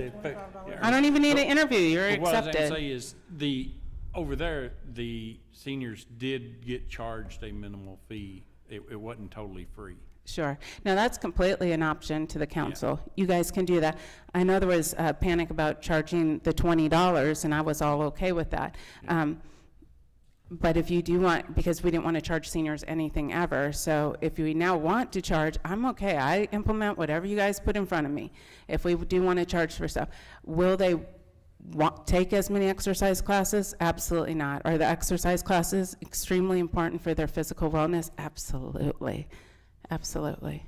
Well, I definitely think that's something we should look into as an extra service. We're providing the building and all of that, and they would pay Sure. a minimum fee. We're not making money off of it. We're just, treading water, so to say. Tarrant County College offers senior education. They charge them $20 a semester, and they can take all the classes they want. I mean, we could do something similar to that. And their classes are full. I taught classes there, and my classes filled up the first day. Because the seniors wanted these classes. And if you wanted to take 10 classes for $20, it was a bargain for them. And you have better parking at the rec center. I definitely think it's something to look into, because to bring it to our citizens, for something like that. Sure. I mean, if you want to charge the seniors, I will implement it. I had no problem implementing the $20. Handled that very well. As far as I know, you guys didn't get any complaints on it. Kim, So. how much money do we get out of the water bill for the seniors? We had some, when we were promoting it, but it wasn't like we're getting for parks or beautification. Right. I want to say, And if you don't have the answer now, that's fine. well, we're going to talk about the donations fund later on this evening, so let me look into it, and then when we get there, I'll let you know. All right, keep going. Okay, back to the fun pictures. Okay, so these are some of the events we've had over the last year. And it shows that they are well attended. And in the center, I say the baby boomers want all of this from their senior centers. Baby boomers want what they want. They like to do activities. They like to go home. Our center has transitioned with them from cards, coffee, and bingo at the cabin. Now we do more activities and options. And we do the education programs, the exercise programs, the arts and crafts, the bingos and socials, the dances, the trips, the meals, the celebrations. We do all of these things because that's what your baby boomer generation wants. They don't want to come and get a cup of coffee and play a game of cards for 8 hours straight. They want to come to an activity, they want to go run their errands, come back to another activity, and that's kind of how they are. So our days are we're either extremely busy or we're dead, trying to get ready for the next activity to get really, really busy again. And that's usually how our day goes throughout the day. So when you come over, the parking lot's full, it's empty, it's full, it's empty, it's full. That's just kind of how it goes. There it is, okay. I have worked hard over the past 5 years to make the programs at the Senior Center diverse and beneficial to the health and wellness of our seniors. As you can see, we have 5 different categories of things we offer, and I would put equal importance on all of them. We do them because they're beneficial to the seniors. Socializing is important. Exercise is important. Learning is important. Our programs get them excited about doing something and enjoying life. And that means a lot to us. That's why we do what we do. I won't walk you through every category, but you can see in every category there's lots of things. On the one with the additional Alzheimer's support group, that was meeting when I was leaving this evening to come here. We have people that call and say, can my mom join? She has Alzheimer's. Unfortunately not. That's not what we are. But I hate it hanging up and saying, no, I can't help you, because I'm sure they hear that a lot. So I can't help you with mom coming here, But do you need help dealing with your mom that has Alzheimer's? I've got an Alzheimer's group for family members. Come get that support you need in life. And it's been very, very popular, and it's a good thing. So we didn't just close the door to the community that we can't help, we opened up a different door for them. And I think that was something I'm pretty proud of. With the baby boomer generation, we're gonna have more and more Alzheimer's, or family members dealing with family members with Alzheimer's, so that support group is a big deal to us. I did the first dance ever in Saginaw, my 4th month with the city, so over 5 years ago. And it was a success, and we kind of haven't stopped doing it since. We do a monthly birthday luncheon. With health code, doing the potluck isn't working. We did away with that. It wasn't sanitary. It was not the place we need to be. This year, I have had every single birthday lunch covered by a sponsor. Every single one. We pay for the cupcakes only. So tomorrow we plan on feeding about 140 people. It's gonna be a lot. Again, I'm one full-time person with 2 part-time staff members, but we're gonna do it. We do this every month. We do monthly holiday parties as well. Lots of stuff going on. Some of you helped out, Mr. Mayor, for the 4th of July party suite. Thank you for serving at that too. We actually had the assistant fire chief, the police chief, city manager, assistant city manager, lots of help. So it was really, really nice for you guys to come out and be the city officials to help us out. City Facebook page. The time it absorbs in my life. Okay, so in 2020, we were shut down. I asked to start a Facebook page. I don't know why. I was bored. We were shut down. But really just to keep our seniors informed. It took a while to spread the word about our page, but as of today, we have over 930 followers. It's 100% run by the Senior Center, which is no easy task to create and post. Posts in an office that has no walls. This is like my office, and then these are all the seniors all day long. No walls, and I'm creating and posting and crossing my fingers. It makes sense. But we do this, so we try to keep them informed. In addition to the page, I also create an early edition of our calendar for a local monthly magazine, which helps promote your city and all the things that you guys do. So it's a tight, tight deadline, but I get it done every month for them. The expenses. Not the fun stuff, but I'll go as fast as I can. Expenses. Let's start with our largest expense, big events and holiday socials. Our budget is tough, and it's what keeps me up at night. I fear turning people away and limiting attendance at the big stuff, because I just can't make it financially work.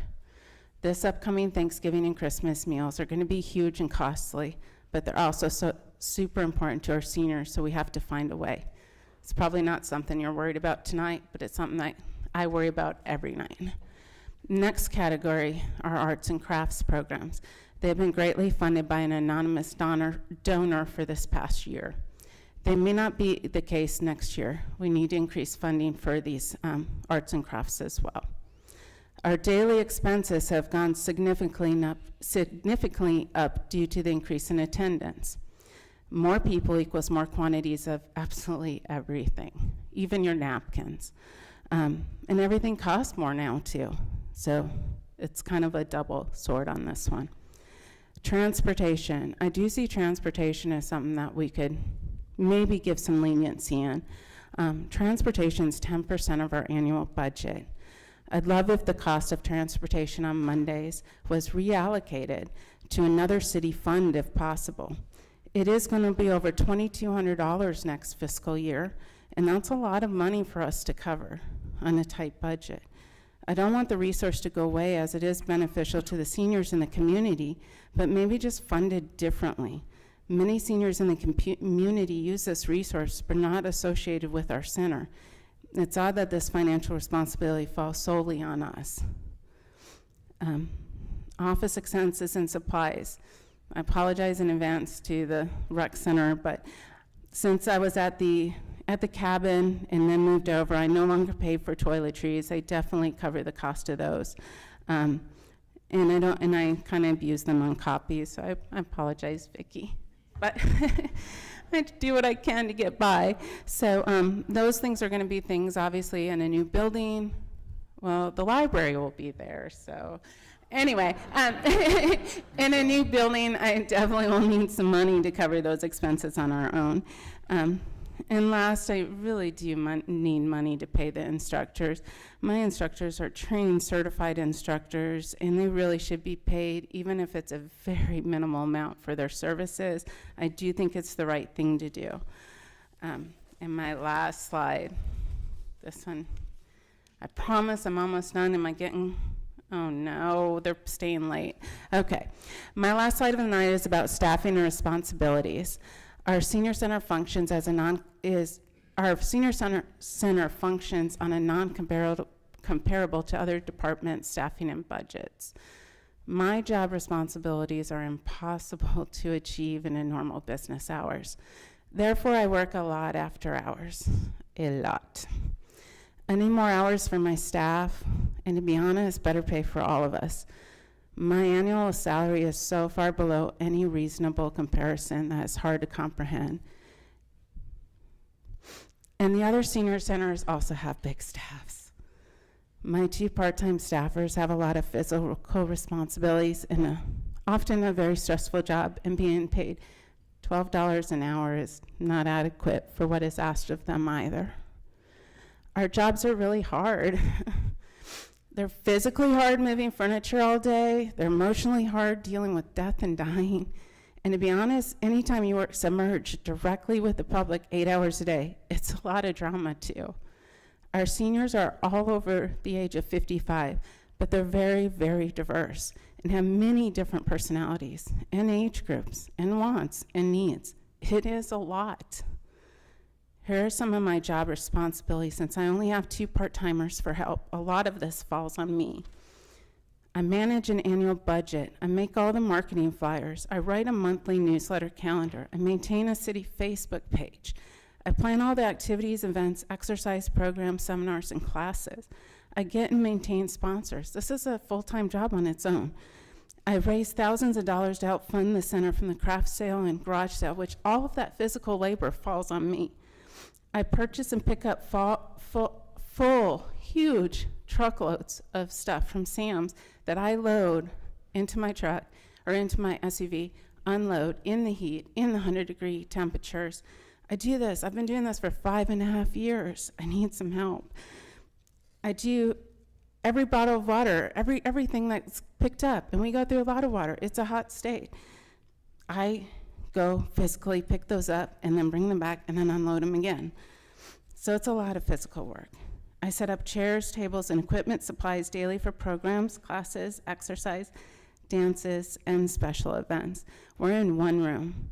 Technically, we have a second room for exercise, which I still have to set up chairs in there for exercise and tear down chairs, then set up chairs, then tear down chairs, and it's a lot, 50 chairs at a time. It's a lot. They're heavy. You should try it. They're really heavy. But then in my room, I have to set up for crafts, and I have to set up for watercolor, and then I got to set up for the next class, and then the next class.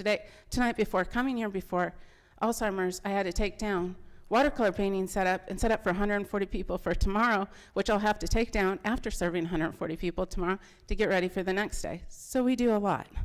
To conclude, I'm getting to the end, I promise. The senior center is not currently staffed or salaried adequately with our increased attendance and workload. We appreciate this opportunity to showcase what we do, and we hope you heard us tonight. I say we because my team behind me stands with me as we plead to be seen as an equal part of the Saginaw team. Cheyenne and Evelyn, thank you. One last request. I know you'll think this is petty. We want a sign. We want a sign for the senior center at the recreation center that indicates we also reside there. We're not a recreation center program. We're completely separate. We should have a sign outside too. We've been there since 2021, and we'll likely be here for at least 2-3 more years. We just want a sign. We just want to be seen. I'll end on a positive note. I absolutely love my job. I care deeply about the seniors in our community. Building this program up for you over the last 5 years has been a labor of love for me. honestly believe we have created something wonderful that the seniors in this community want to be part of, and I go to bed every night with pride in my heart. Please take care of me and my team for all we have given to your city. Thank you for your time. Here, here, we agree, Christy. You're awesome. Thank you. Thank you.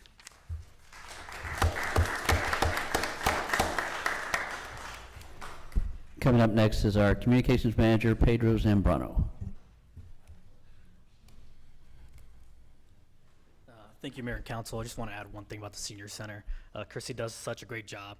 She actually protected me from the backlash of my failed bingo attempt at the Senior Center. I used to be their sweetheart, and who is it? The Walgreens manager came in, and he took my throne. So maybe one day. Okay, so did I click this right? Let's find out. There we go. So in a quick nutshell, these are the communications goals. I could read them really quick. Focus on increasing transparency, efficiency, and innovation, providing residents city information through various multimedia channels, which we'll be discussing. Enhance internal communications to support external messaging, and former residents to protect organization stability and reputations during times of crisis. And number 5, develop and maintain a positive working relationship with the media and all aspects of municipal services, programs, activities. Just feel free to throw some questions out. So we're going to talk about strategic communication first. We're essentially just going to go through what we do. So when I first started, I started a communications audit. So essentially what we did, and essentially saw what we could improve upon. At the time, Keith was the communications and every other position that he holds. So we want to be Keith when we grow up, because I think he has like 15 jobs. We also brought social media to compliance. If you're asking, what do you mean social media to compliance? Essentially the state and the courts decided that any social media that is being monitored, or not monitored, that's the wrong word, moderated by a government has to be archived. There's 2 ways to archive it. Screenshot everything. That will take too much time. We actually have a software program, and I just actually had a conversation with them today, and we get roughly about 9,000 moves within our social media. And we're actually going to go through that social media list. Another aspect is translation. 30% of our population is Hispanic. Roughly about that, we have a lot of those who have Spanish-speaking households only. So one of our moves is to move to more Spanish-oriented. One of the things Janice works on as well is elections. And elections have to be in English, Spanish, and Vietnamese. Is that correct, Janice? So right now we're just doing the Spanish portion. Another newsletter is, I'm sorry, I put that bullet point in the wrong spot. So the newsletter, we had those as paper. It was not measurable, and one of my aspects is if it's measurable, we can manage it. Unfortunately, it wasn't really able to measure how many people read it. Now we moved to an e-newsletter. We are easily able to read that, those analytics, which as you can tell, they're on the right-hand side. This is for June 2023. From the 7,639 emails that were sent out, 3,335 were read. That's roughly about 44%. And we only had 231 clicks. So meaning within the actual newsletter, people were able to click to either links within the website, or it will take them to a map or to an agenda. From those, we had 10 people who decided not to learn about our information, and we had 10 unsubscribed, which it's okay. They can always come back later. So on these numbers you got, what would be considered good, fair, poor? So I was actually surprised that we're at 44%. Usually, some colleagues I talk to, they're at 30, 20, some of them are in the teens. It just depends. We are, I believe our median age is 33 in the city, so a lot of tech-savvy individuals or people who use a computer day-to-day operations, either at their job. So I believe that may be a factor to the 44%. I don't have a glass ball. If I did, I would have won the lottery. Good. Hopefully I answered your question. One other question. You talked about 30% of our population was Spanish. How is our communications to them compared to the other, like say Caucasian or black? Oh, of us, our communications, reaching out to them? How are we doing? So usually anything we do in English, we will translate to Spanish. Yeah, but that doesn't mean that we're Yeah, it doesn't mean that we're hitting the mark. Exactly. That's one thing I could definitely work on to see. One of my goals is to reach out to these Spanish-speaking churches to see if we could build a partnership. One of my actually strategic communication plans is to go out to the community. I got an idea from a city. They actually go to the laundromats and we'll sit there and just give out information to people. What I'm trying to do, I'm trying to use your data and measure whether we're doing a good job at communicating with our citizens, and then break it down with our citizens. You know, okay, we got the Caucasians. With the data in front of you, it doesn't cut down by race. Yeah, right. And I would add the newsletter is not in Spanish. Yeah. It does take a long time to do a newsletter, usually about a week. And the reason it takes a week, it's because I'm also doing other things on the side as well. But that is something I really like to do, to push out the Spanish newsletter. But the way we get those emails is through the water department, through the billing emails. I don't have a way to know, oh, this person speaks Spanish. So there's an opportunity for us to put maybe a link on the bottom saying, if you want to read this in Spanish, click here, and maybe that could help us out to find out if we're reaching out to that population. Yeah, I mean, there's programs, I mean, companies, my company I work for has it you pay and they auto-convert it for you. Yeah, definitely. Yeah, that's what we'd have to go with, right? Something like that. I mean, We could do that or translate it as well. manually? Manually, Yeah. which is fun. That'd be tough. It pretty much is. Okay, any questions on this slide? So continuing on what we do, social media-wise, we have Instagram pages. We have a city one. It's not active. We are claiming the handle. There are multiple City of Saginaws. I think the last time I checked, there are about 4. Our main one is Saginaw, Michigan. And Saginaw, Texas, we are, I believe, the second in population with the name. So the City of Saginaw Instagram handle was not taken. I took it, so if we do activate it, we already have it. The library has an Instagram as well, the Switchyard, and the police department with their canine unit. We do have a TikTok account. I don't believe it's active. The animal services doesn't really post on it. With TikTok, I do know that's a very contentious issue, especially in our federal government.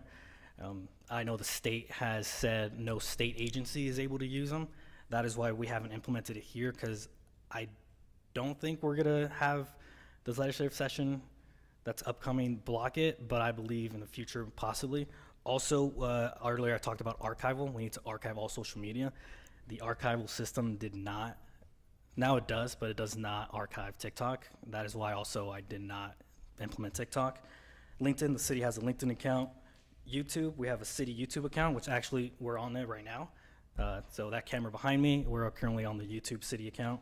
And the library has one, which I believe hasn't been used because they used that during the pandemic for their programming. Is that correct, Ellen? Twitter, the city has one, and the police department has one, and Threads, which is the big new fancy one. Again, I just took the handle so we could have it if we are moving to that.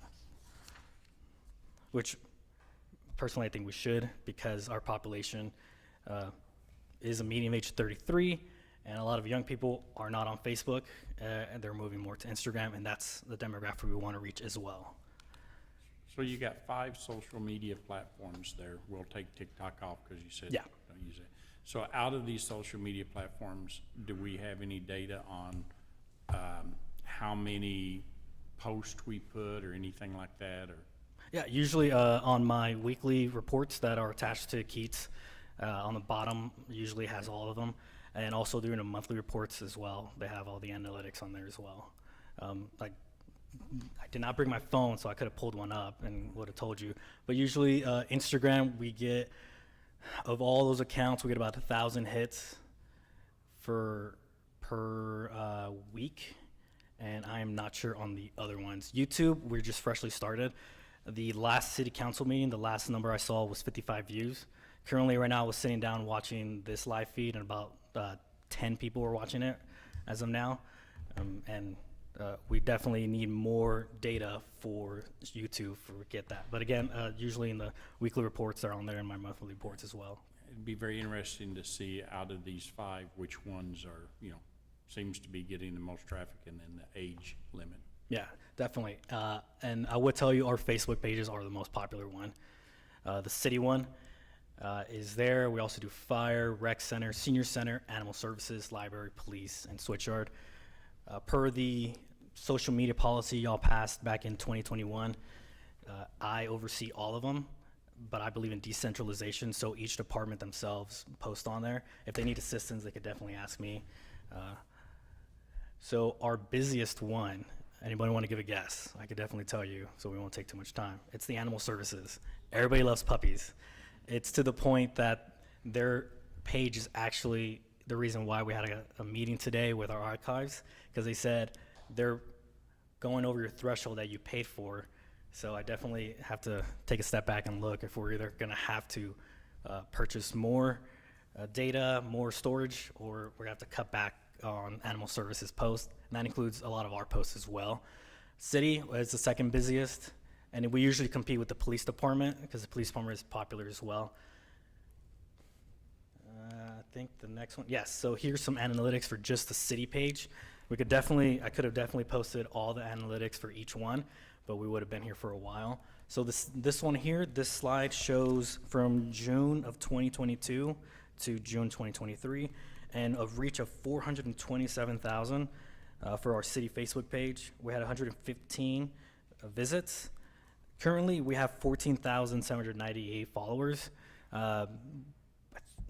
In the time when we first started, where it shows this slide here, was in June of last year, we had about 13,000 followers, so we are raising our platform. And on the bottom, we see the top cities is Fort Worth, who our followers are located, and Saginaw is the next one. Usually this is kind of based off of servers as well, or if people claim they live in Fort Worth, so it's a double-edged sword of where we're going. That percentage over, is that the percent, like where it says 47.7%, is that the percent of people living in Fort Worth is actively participating in social media? No, from the 47% is from the 14,798. So from the 14,000, 47% of our followers are from Fort Worth.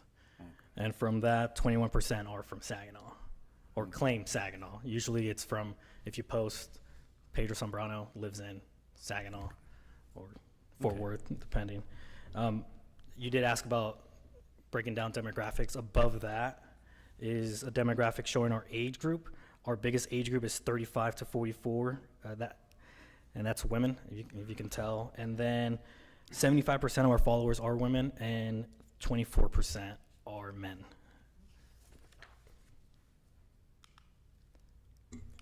I have a question. Yes. On our Facebook page especially, I know we have a lot of people that don't use Facebook, especially in the senior arena. Do we link everything back to the web page? Because most of the seniors that I talk to, or several of them, don't have Facebook and they go to the web page. So, I mean, it'd be nice that Instagram, Facebook, Twitter, all of these places have the same information from one location. Yeah, whatever we post on social media, there's a hierarchy of where it goes. Facebook, social media in general, we don't control, in the essence of Facebook could shut down tomorrow and we lose everything. But the one thing we do control is the website. So a lot of stuff that's on social media will translate back to the website. Sometimes we don't add a link to it. Like for example, if we post, I just posted about BNSF increasing their speed right before the meeting. I don't have a link to any BNSF website or anything on the city website just yet. I would be adding it to the city website just because it's faster to do on social media because I have a phone. I can just easily add it. After this meeting, a lot of work happens also at my house with my assistant, my dog. She likes to sit with me, so we usually just type stuff out on the website. So yeah, one of the things we would like to do next fiscal year is attach ourselves to a social media software program where we just write one thing and it will send it to all social media platforms. So it will be all the messaging will be the same on each one. And we could definitely start working more to add links to the Facebook page or any social media pages to go back to the website. Yeah, that's also been a problem that I've seen on occasion, is that the information on one social media site's not consistent with another. Do you have an example? Because I will definitely want to take a look at it. I can share that with you after. Okay. Usually, if that happens, it's because it will be Facebook, it's unlimited characters. But if I want to translate something that's about 250 characters over to Twitter, I can't. Twitter has a cap. I completely forgot the number right now. So maybe that's might be a differential there. So, but yeah, definitely, I'll definitely take some examples. Any other questions? All right, so continue on. I believe I am on the wrong slide here, so I'm gonna have to read it from the screen. So community engagement, this is something I'm definitely working to better. So again, we talked about the Spanish translation. Farmers market table, I recently have not been doing that just because those Saturdays that they're scheduled, I usually have something to do. And I'm definitely not local, so that's a factor as well. So community meetings and town halls, well, we are in the process of actually teaming up with the Public Works Department and Kimberly Horn. We're gonna be having a community meeting regarding NOLS Phase 2 and 3. Not yet marketed, but it will be definitely marketed tomorrow, but it's gonna be in the beginning of August, and we're gonna be discussing NOLS Phase 2 and 3 from Woodcrest all the way down to Longhorn, so community members could come and learn about it and give their comments and have any questions answered. So future engagement opportunities, city truck show. I do know some cities do this, and I think we did it in the past. I think they call it Touch a Truck. But essentially, we would like to have residents come and actually engage with the vehicles that we use on a daily basis. If it's the vac truck, the little tiny sweeper truck, all the way to our fire department as well. So that is why my department really works really hard with different departments as well for our events. Listening tour, this is a new idea we're looking at, is just having essentially like a town hall, but except it's just residents speaking to us. We don't engage, we actually just listen to them, listen to their comments and concerns, and then we're gonna have different ones, like about maybe 4, and then we're gonna compile all the information and then have a town hall afterwards saying, this is what we heard from this one, this is what we heard from this one, and so on and so forth. Community communications liaisons, our city is 25,000 strong. So we have different HOAs, different, I don't know why the word factions is coming to mind. That's definitely not the term I want to use, but that's where we're going to go with because I'm drawing a blank. So we want to have different community groups like HOA residents or representatives so we could get that information out there quickly to them. And a citizen academy. So I took this from a MIAC student actually. MIAC student said, my dad is very proud of me for being in MIAC, but he wished he was able to do this when he was young. So we should have an adult MIAC. That's a little light bulb came up. Different cities do this already, a citizen academy. So essentially, it's pretty much what MIAC does, but for adults. I think we're gonna have a smaller group. Definitely have to work with our departments so we could get our staffing there, because our employees work really hard and we don't want to add too much burden on them to do any extracurriculars. Any questions on this slide? Any suggestions for anything? What is the laundry center? You skipped over that. Oh, sorry, I did speak about it. We're just gonna sit at the laundry center and just pass out information because sometimes the laundry center, I went there as a kid and it's just a hub for a lot of people, and I wish we could just go there and just pass out information for people who we may not be targeting right now with our communications plans right now. So what happened to, would the garage cabs be on there? I noticed it seems to have fallen off. It was real popular there for a few years. Usually garage cabs, not in the summer because it's really hot.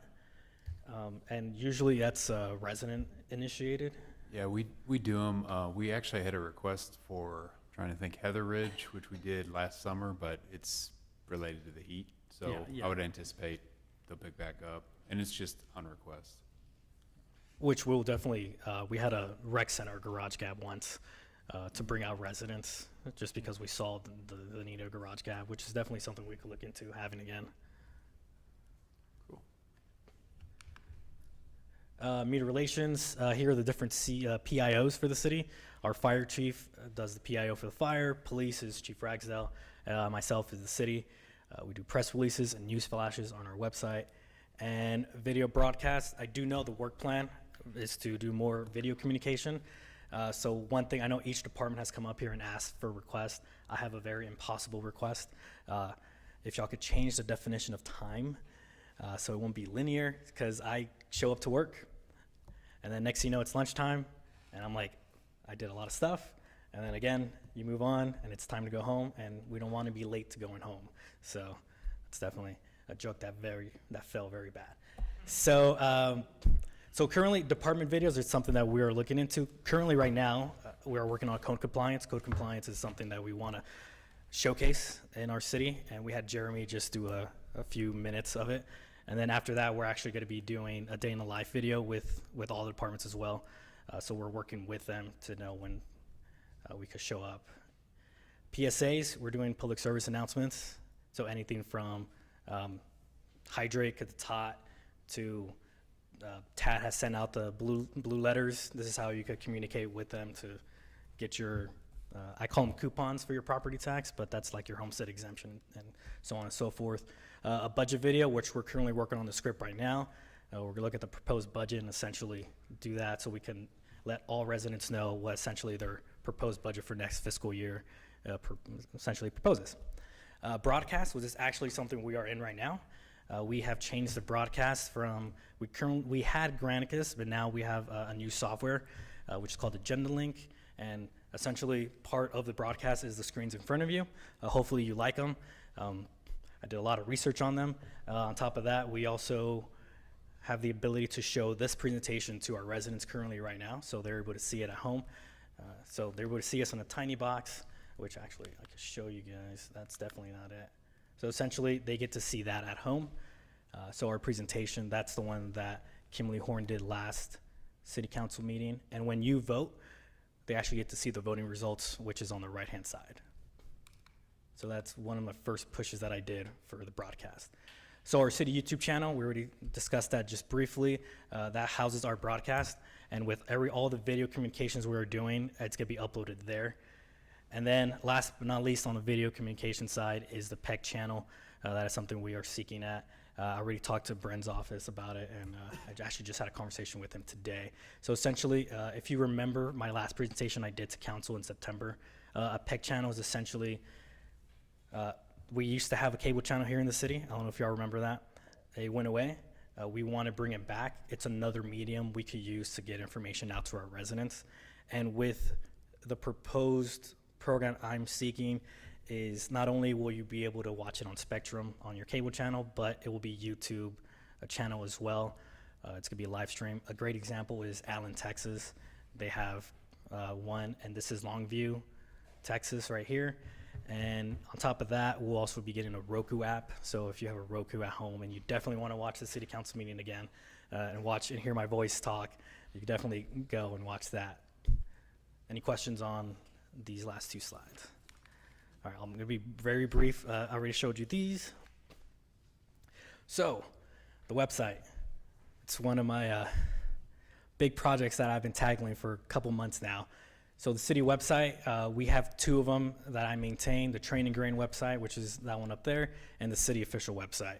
So here are the June analytics. We have 42,000 visit our website last month. So that is people paying their water bills and random people in China looking at our website. We do get a lot of hits in China.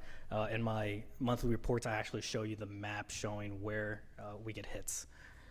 So how many of them was the water bills? We can read that out. So I do know online payments is number 2. I can't give you that number right now because I don't have the actual system in front of me. I'll definitely see if I can get that and get that to you. But yeah, number 2, which is actually, should be number 1 because number 1 is our homepage. That's when they type in saginawtx.org and then they click on pay water bills. That's our second biggest hit right there.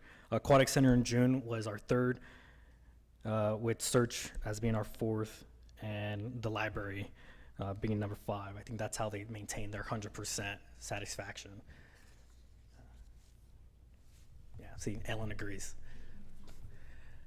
So with the city website, I did talk with y'all in September about us changing the website, and this is some slides. I believe you already saw this. I put it in one of my monthly reports. This is the website redesign. It takes a lot of time.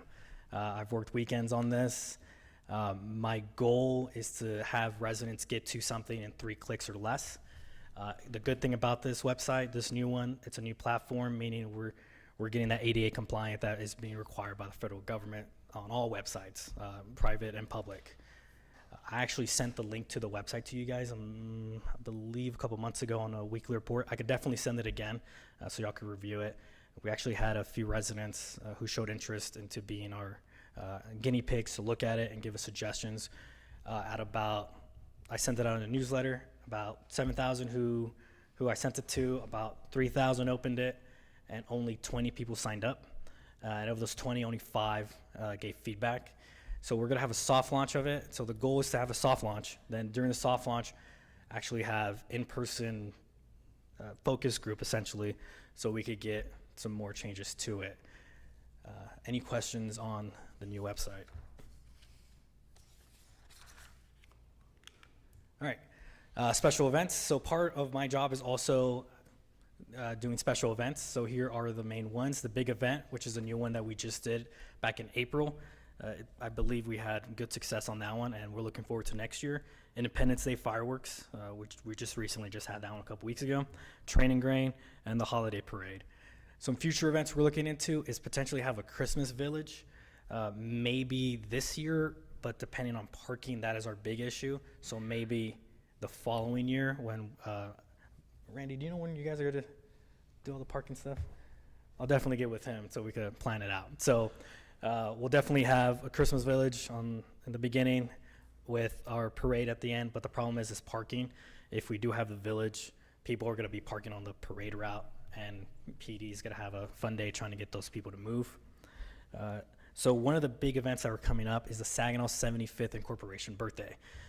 That's a big one, and I actually been talking to our leadership here to actually have maybe a big celebration for this, but that's definitely something we'll be coming back to you guys for approval and suggestions.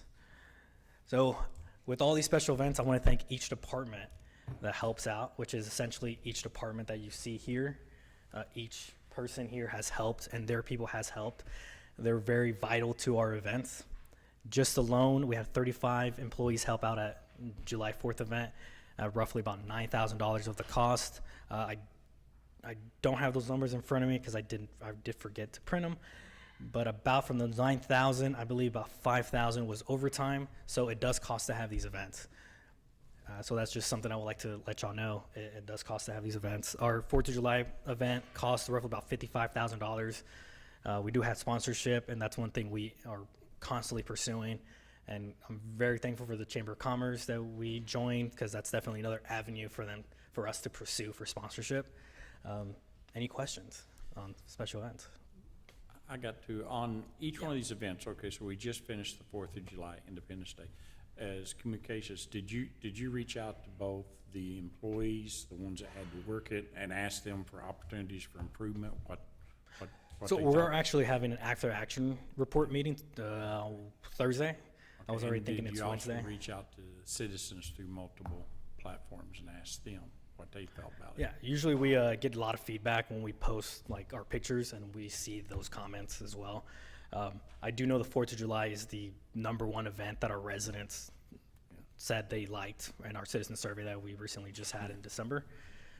So we do review those comments as well. But yeah, that's definitely what we could do, is maybe hand out on the way out a little piece of paper saying, please give your feedback. Like they do at the post office, they just circle the bottom. So you say you're having an after-action review for this one? You haven't had it yet? We haven't had it yet just because some key people Yeah. are out on vacation, so we had to wait till they got back. Because that's what I would really be interested in, is seeing to me, you have to have both. You have to have from both the citizens, hey, what do they say they would, like to add or whatever, and then also the employees having to actually put this thing on. I do know, just by reading comments and just asking around, they really enjoyed the fireworks show. Yeah. Maybe more food trucks. The lines were a tad bit long, not as long as they were last year. We learned our lesson. And also, one comment that we keep getting is drones. But as you know, they're kind of pricey. So I think depending how the Parks Board decides and how this body decides, maybe we're going to stay with fireworks a little bit longer. But part of that is communications, is letting the citizens know, yeah, we can do a drone show. Here's what it's going to cost us. Yeah. Usually people think it's very cheap until you tell them. Until once they see the price, that they kind of. Yeah. Christmas, we actually had somebody come right after us and we told them how much it cost. And I think they asked you, Mr. Mayor, and their jaw dropped. So that is all for me. I try to be as short as possible, but now we have the Recreation Center. Thank you, Pedro. Appreciate it. Coming up next is our Recreation Services Manager, Vicki Weldon's going to talk about recreation community services, the switchyard, food truck park, and the aquatic center. So real quick, if y'all want to shadow me one day, come hang out with me in the office. Invitation's open. It's open.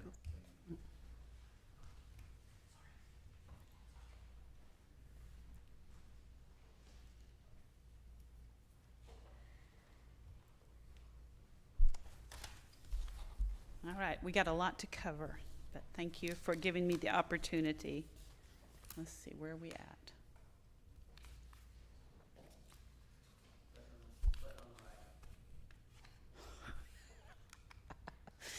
Okay, whoop, too many.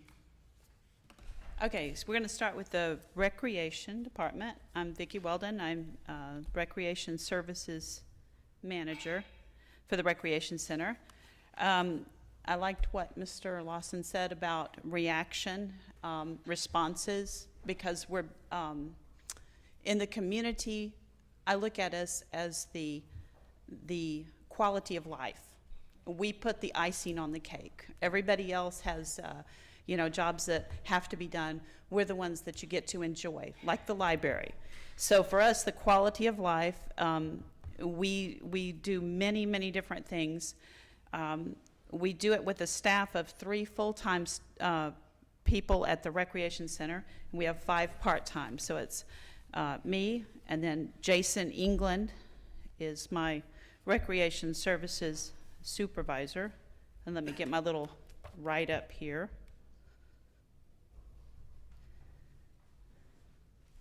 Jason manages the athletics, is one of his things that he does in his job. He has 16 teams. In the spring and the fall, they usually have 20 teams, softball teams. They could have more if he had more fields. He wrote this, obviously.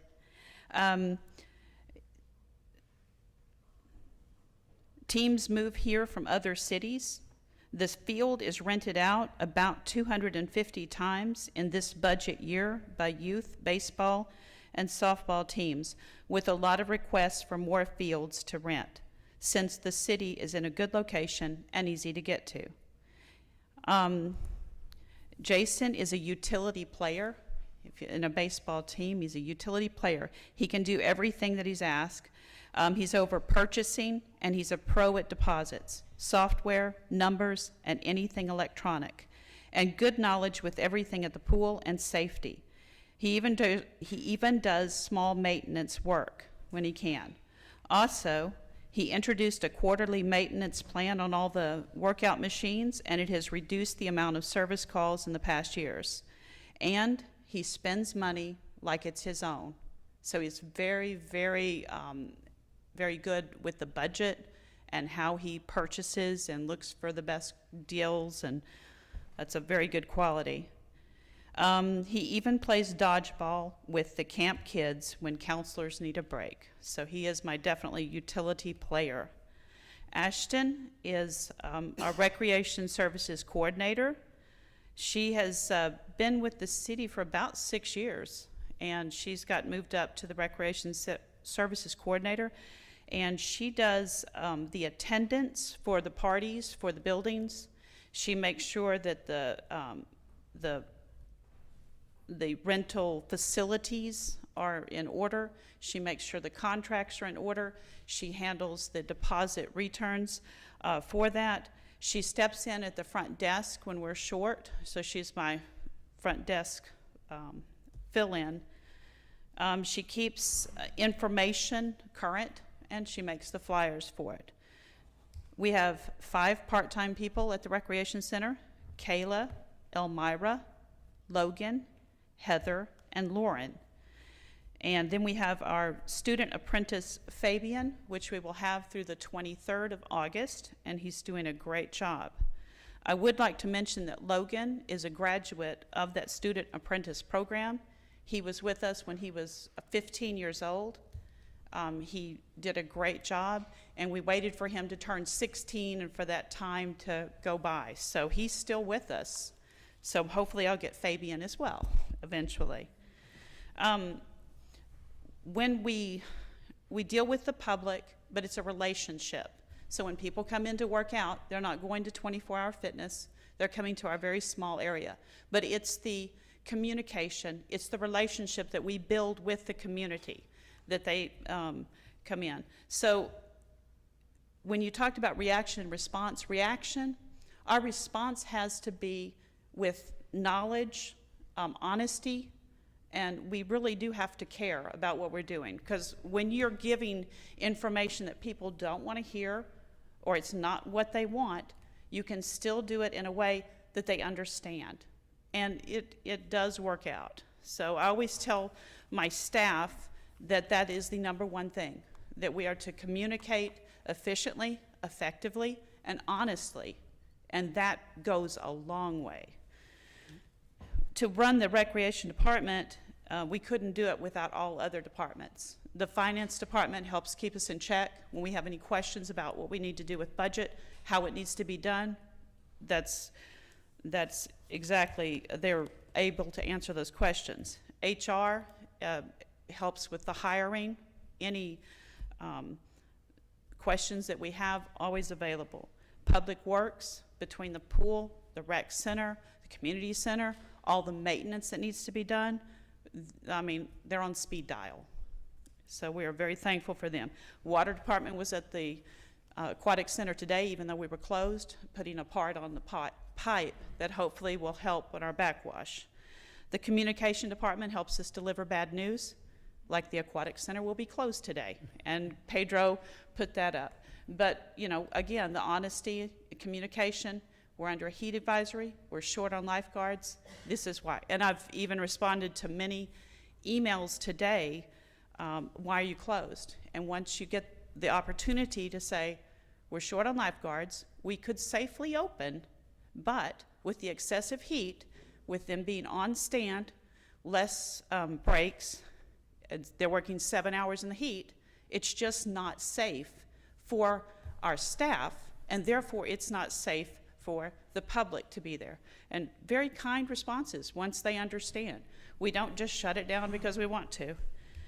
Do we have a temperature or something, a guideline where, because I don't know, where we shut the pool down if it gets over a certain amount of temperature or something like that? Because I think you're saying the floor temperature on that concrete was what, 120? No, 135. 135. Second degree burns are at 131. So you better run, but they will whistle at you if you do. That's why We haven't shut, we've been open since 2007. I don't know that we've shut it down necessarily for heat, but we have had to shut it down when we didn't have enough guards present. Right. And this is kind of a combination deal now. You can't expect a smaller amount of guards to take on more water, more work, and in that excessive heat. It doesn't normally get 109 or 110, and it's just kind of a unique situation. Yeah. So the police and fire are very important as well for us. Knock on wood, haven't had to call the fire department to the aquatic center this year. And that's a really good thing. So our classes that we have at the recreation center, they've been impacted by the senior center that is taking 2 of those rooms. We are very glad to host the senior center. They do a phenomenal job. It, again, adds to that communication relationship as we get to greet all the seniors. We're going to miss them when they're gone, but I know that we're going to have them for a couple more years. But she has really grown that center within the space that she has been given. So for our classes, it impacts what I can do as far as bringing in programs and classes. So the programs and classes that we had prior to COVID, those are the instructors that I brought back, and they're continuing to grow their classes. But as far as adding new classes, we don't have the time allocated or the space. I mean, you can't do, you can do classes in the evenings, but the prime time is 5 to 7 o'clock. And if we only have one space to do that, that's hard to do. We can do 2 classes, and we've got some new classes at the community center as well. So we run classes in both, and that's going to, improve when we get the space. But for now, I think we're doing a great job. For the events, we do trunk or treat. The summer camp is considered one of our programs, I think, but our big event is trunk or treat. Then we host whatever, things the city needs. We will be having the concert in the park, in the rec, on Thursday because of the heat. So we do those kind of things. Facility rentals. From our front desk, we rent out facilities, which would be the recreation center and the community center and park pavilions and the softball field. Those facility rentals right now are increased from this time last year, and they're up. So more rentals, more funds. Our summer camp that is ran from the recreation center is ran with our camp director Cheney, assistant director Will, Rebecca, and she's a second year, she's been here camp counselor for 2 years. Will has been a camp counselor for 3 years, and Cheney has worked for us for 4 years. Our new counselors this year are Jonathan, Brooklyn, Renee, Noah, Taylor, Gabe, Caroline, Michaela, and Josias. And we have a junior counselor, Jason, which is Christy's son, and he comes 3 days a week to play with the kids. They just love him. But our summer camp will run for 9 weeks, Monday through Friday, 7 a.m. to 6 p.m. It's up on its weekly registrations of about 50 to 60 kids per week. This year we're doing drop-ins only on Tuesday and Thursday. And I had the total. It was, let's see, the total so far that camp has brought in, $48,460. So they're doing a great job. The drop-ins are really popular, and some of the drop-ins end up staying all week and becoming a weekly. Summer camp, with that staff of summer camp, most of them, it's their first-time job. So the recreation center becomes a large department, but with a lot of new employees. So to get each of these employees starting in May, it's just a process. And they do a great job with the kids with all the activities, the games, and I think they're pretty amazing. All right, where are we at now? Community center. The Joyce Spindor Community Center, we rent out. The quilters use the community center on Thursday. We also have some exercise classes and some music classes through the week there. The facility rentals, we rent that building out on Friday, Saturday, or Sundays after the classes. Have we solved the problem? We seem to, and we seem to have a problem with the soccer team using that facility and, let's say, not leaving it in the best of shape. Is that, I know that we had talked about, talking to them about that and, reeling that back in. Has that been solved? To my knowledge, Randy, do you know if the soccer group is still out there? So it's been solved. It's been solved.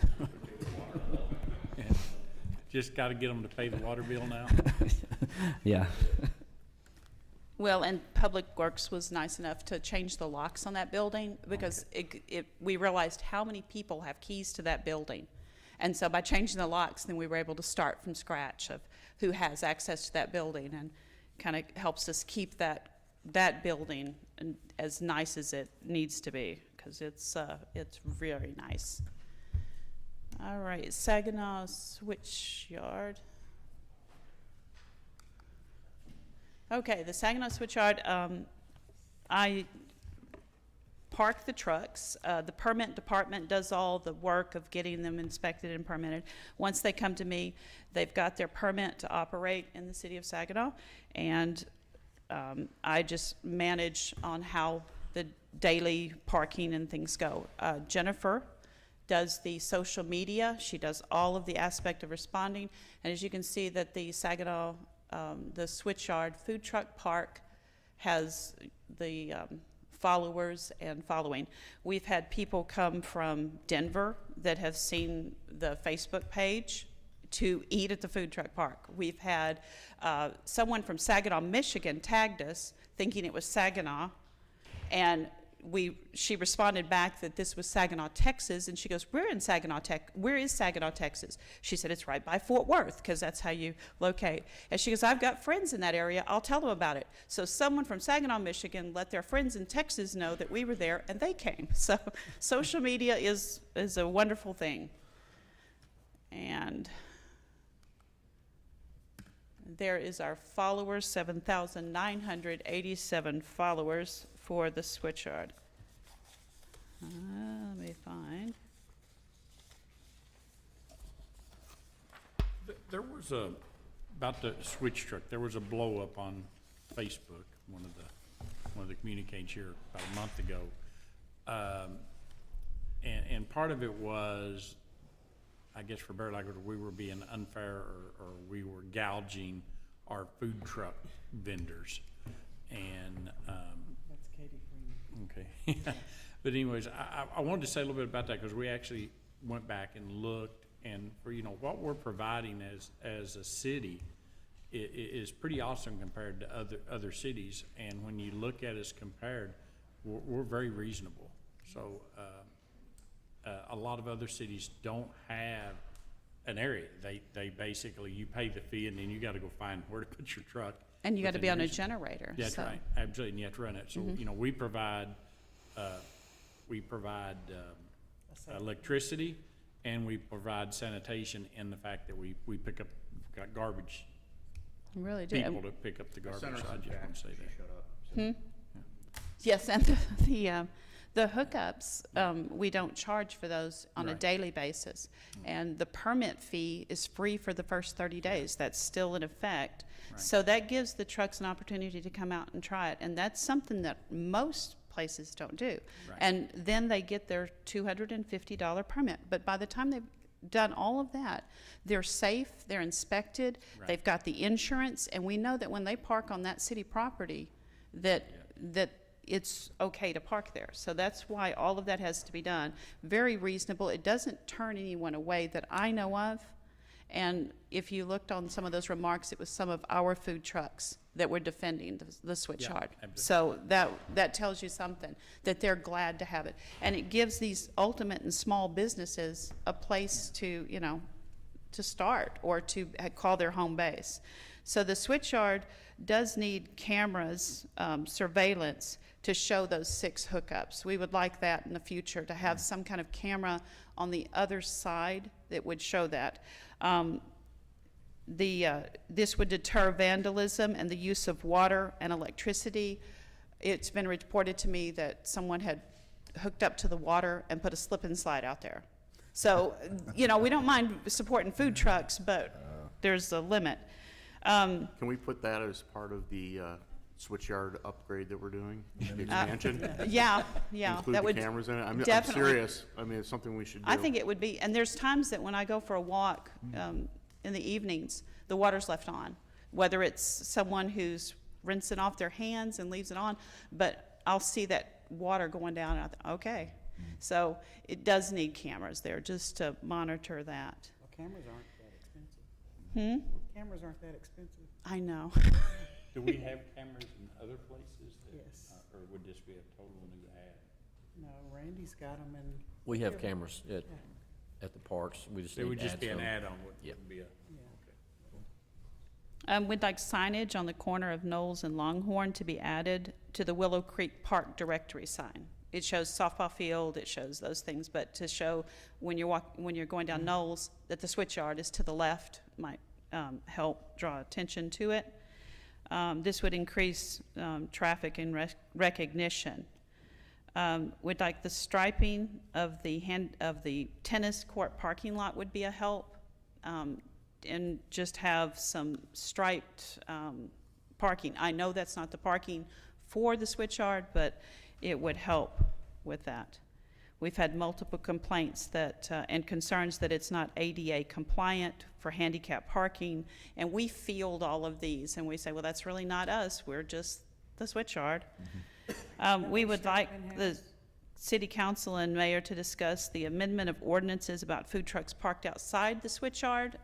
Maybe look at, so you could funnel those trucks that are around the city into the switch yard. Not eliminate them, but look at, how many days that they can be parked on Saginaw Main or on private property, and let them use the switch yard for what it was built for.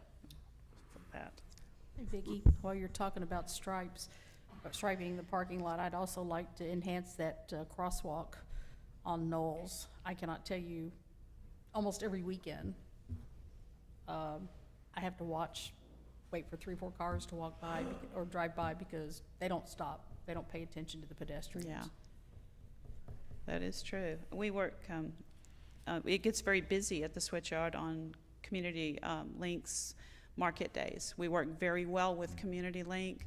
We play off of each other, and that's a time that one of the special event fees that we take for the switch yard is farmers market, and it's when the trucks really do make some money. So that's a time that we take that.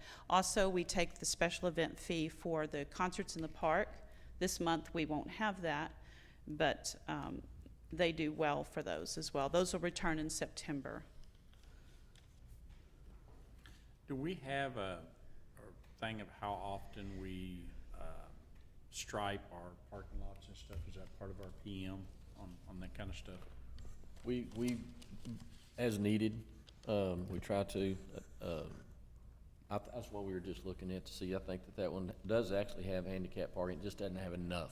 Right. Which we have that addressed, that we're gonna be bringing before council to add additional on a new parking lot right there adjacent to the new, expansion of the food truck park. But don't we stripe in-house, or we? No, we contract out. We don't have a striping machine. Really? Okay. No. I have a machine if y'all need to use it, just saying. One of those little push ones, but it works. Well, just go out there this Saturday and do it for us. No, I cannot draw a straight line. My husband- Valerie, did you just volunteer to paint? Is that what? No. No? She did. I'll That's let what you I use the heard. machine. It's on record now. We want straight lines. Yeah, you won't get straight lines with me. All right, keep going, Vicki. All right, the Aquatic Center. The Aquatic Center is doing well this year. With the new impeller and the new pump that put in, we haven't had to add anything to the water. And that is an amazing testament. We've always fought that water and kept it clean and kept it good. But this is working now. It's doing its job. So we're very thankful for that. We have 4 head guards this year. We do not have a pool manager. We went for a different dynamics this year. We went to focus on the things that we want to improve every year, whether it's summer camp, whether it's my front desk staff, or whether it's aquatic center. You're always looking at what can we do to improve it. So this year, the areas were the training of the lifeguards that is required by the Texas Health Department, that they have weekly in-service training. We wanted to focus more on that in-service training for them. And for that, we hired a man named Daniel, who is with American Red Cross. He does training for TCC. He does training for YMCA. And he said that we have the best guards he's ever seen. And he wants our guards next year to compete in guard competition. And so he works them hard. He expects a lot out of them, and they hit that bar every week. Their training is on Friday. And I think in one Friday, they did, I don't have a list, but what he had them do would amaze you. And this is how he's keeping them fit. So we have 4 head guards, Lila, Garen, Braden, and Devin, and those are all returners from last year. We have 11 guards that returned from the previous year: Adrian, Avery, CJ, Justin, Nadia, Noah, Caitlin, Kyla, Tyler, Tanner, and Landon. We have 6 new guards that we trained this year that are certified for 2 years: Bennett, Brock, Chase, Mackenzie, Kyla, and Zachary. So we have a total of 17 guards, 4 head guards, and no pool manager. Usually we run with 28 guards. We're just down, and we're down by 11. But it wasn't for a lack of trying. Many of them dropped out, and we're paying these guards only $12 an hour. And I don't know in the future if that's going to bring back those 11 guards to be recertified, and they are good. We've got a good staff of guards. I thought we increased that to 15 last year. It's 12 and $12.50, isn't it?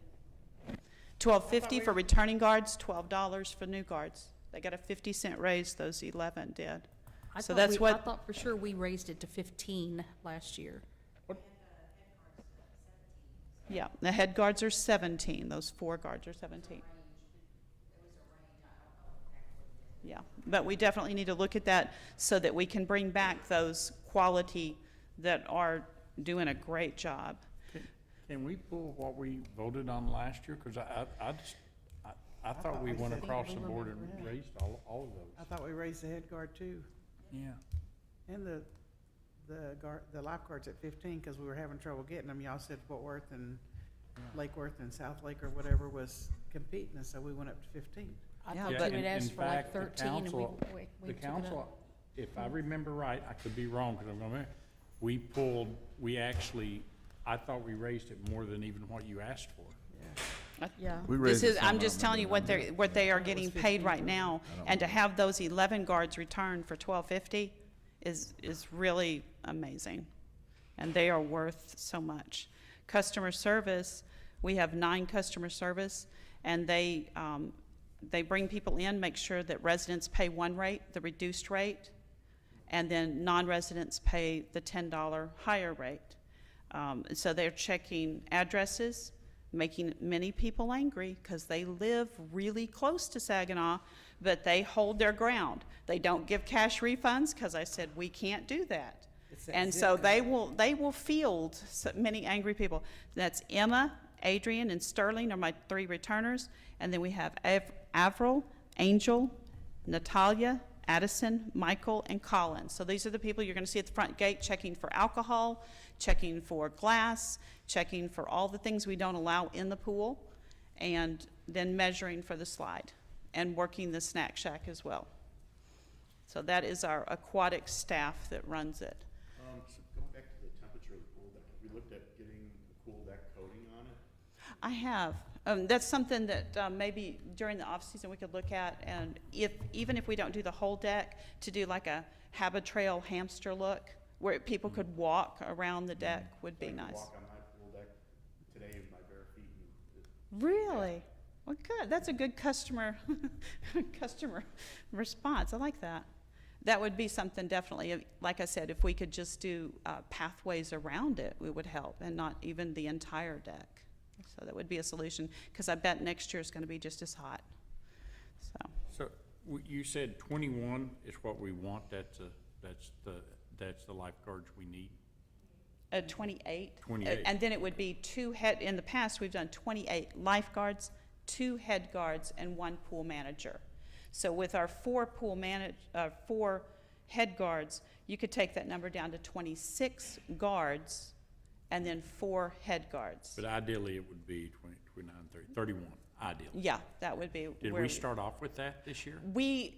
On paper we did, that we had enough applicants and we had went through the process, and either they didn't pass the lifeguard certification, or they dropped out of it, or they dropped out before that ever happened. Okay, so how many do we actually have that at least spent one day on the job? Everybody that started from day one is still with me. Okay. Yeah, they dropped out 13? before we opened. So we originally had 28 plus 2 plus 1, and then we went down to 13? That's all out of that? 17 guards. 17 guards, yeah. Okay, so from 17, okay. Yeah, but they're making it work. They're a hard-working group of people. Oh, so the most we were able to get was 17? Yes. And if you add the, 4 head guards to that as well, that will step in. Okay. All right, so the. Melanie, do you have some data for us? Can you share? So basically, last year, head guard, we went from $10.50 to $12.50 to $17, which we pay $17. Lifeguards were 9 to 11, and we went from 12 to 14 depending on qualifications and their certification. Customer service was not 8 to 10, going from 9 to 11 depending on qualifications. Thank you. See how good those departments help me? Good. The aquatic center, we host daycares that come in. The maintenance is 24 hours a day, 7 days a week. And the snack shack, we're doing a better job this year of what we sell, how much we sell, and reducing the amount of things that we offer. Jason is doing a great job of keeping track on that, and we'll have numbers on that when we end. There's more about the aquatic staff. We also have a water aerobics that we do by a contracted company off the deep end. They do it on Tuesdays and Thursdays in the months of June and July, their contract. And I'm done. Thank you very much. I want you to know how much the Recreation Center staff does on a daily basis. I would encourage you to come in, walk around, check out that senior center, but check out what we have, and I'll put a bug in your ear that in the future, after all these buildings are done and everybody's moved to their places, it would be really nice to have another basketball court, a larger workout facility, things like that. But until then, we have just some maintenance things that we've put in the budget for the ceiling, just to keep the building that we have in the best condition that we can until it's time to do more. Thank you for your time, and thank you for everything. Thank you, Vicki. Mayor and council, I'm going to play deal maker with you, and it's up to you. We've gone on for about an hour and 37 minutes. The only thing left really is economic development. If you want me to continue my presentation on economic development, it's not that long, but it is a lot of information. Or at the next council meeting, I can present economic development. Y'all want to bump econ development to the next meeting? Yes. There you go. Tired of sitting. Thank you, Keith. We appreciate it. I don't sit this long. All right, I never. moving forward. Item number 4A at 8:38. We're in a public hearing. Consideration and action regarding recommendation from Planning and Zoning Commission special use permit to allow construction and use of carport at 1145 West Hills Terrace. Salvador, how you doing, buddy? Good, Mr. Mayor, thank you. Mayor and council, I promise to be brief. I want to leave too. I have here actually the applicants for the SUP for the carport. They previously approached the council, and there was some concerns with the material. They have approached or have a different approach to the carport now. I believe there should be some images in your packets. But if you have any questions for them, you're more than welcome. I don't believe the actual contractor was able to make it tonight, but we'll try to answer any questions as much as I can. And then we also have Larry here to help out if possible. So explain to us why we had to make these poor people have to come back. So I wish they didn't have to. We talked a lot last time, and so why did we have to come back? So last Refresh our time, memory. yes, last time that we walked through this, went through P&Z, went to council. The question was the material and the fit that it had in the neighborhood. Council wanted to see something else, and they are back with different material. Did they have to go? Wait, did they go through P&Z again as well? Yes, Susie took them through the P&Z, and I'm doing the council. So yes. Council questions? Yes, Mary, please. I don't have it in front of me now, but when I was looking at it at home, the packet, maybe it's in here, I'm not sure. But there was a drawing and it did mention the posts would be wood or masonry, and I believe our ordinance doesn't allow wood on those posts. So I wasn't sure if it was gonna be, you know, it should really just say masonry, I think. Larry, do you know about that? Larry, yeah. It says, wood or brick to match house. Yeah, so this is obviously a metal carport. The contractor's obviously not here tonight. He is going to do what's called a wainscot on that metal, which will be half up of the up-like material of the house. The masonry and wood is not something that we can hold them to. The masonry, it's obviously an idea we all talked about. Obviously, you put this design up to me, whatever Larry thinks is great. I've looked at this. We've got another one in town similar to it that I think is a great look. It's not your typical flat carport anymore. I think the designer really did a good job on this. It's going to be pitched to match the roof, which I think is what your intent was. So everything about this, in my opinion, meets the intent that what we presented last time that you wanted. And the reason we can't specify brick is because of the state saying we could no longer do that? Yeah, the Is that state what took it is? masonry off there, but, Yeah. you know, it is an SUP. I think that's why they asked last time, specifically, the contractor asked, do you have anything against metal carports? And the answer was no. So I think it's a trade-off. I think it's a much better product than what we were seeing before. It is a lot to go through. I'll be the first to tell you, they have been very patient. Right.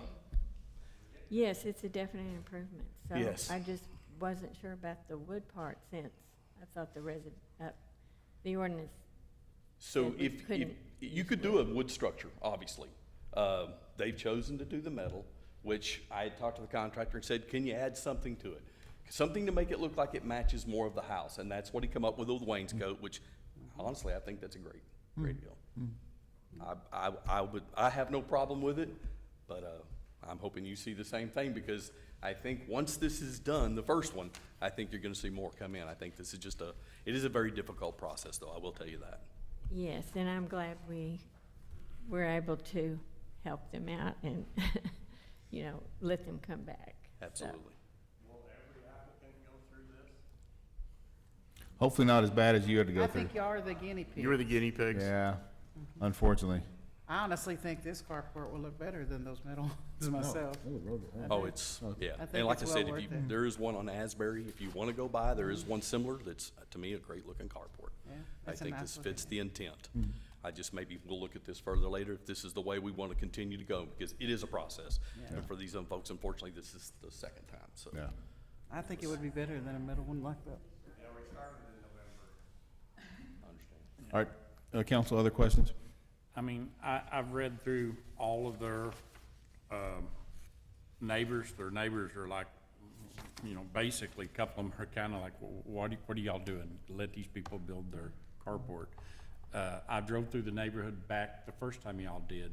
The carport way exceeds almost any other carport that's out there. So it definitely matches the aesthetics of the neighborhood. It's probably gonna be, if not the nicest, definitely one of the nicest carports in that whole area. Yeah. So. Photo op for the ordinance. That's right, yeah.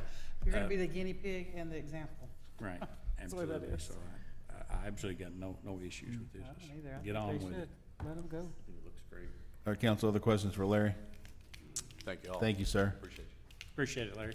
Any other questions, council? All right, this is a public hearing, so anyone can speak. You want to speak? You don't have to, but you can. Anybody can speak now if you want to. So. No, and I appreciate your patience. We're sorry we drug you through all this. We really didn't, this was not our intent. Hopefully, we've learned from this process. So. All right, no other questions, comments? No, anybody want to speak? All in, all done, then at 8:45, I take us out of a public hearing and I'll entertain a motion. Mayor, I make a motion that we approve the SUP for the carport as presented. Second. Randy, second. Give us something to hit approve. Where's my button? There's no button. Oh. Love the pictures. Oh, there it is. There it is. There you go.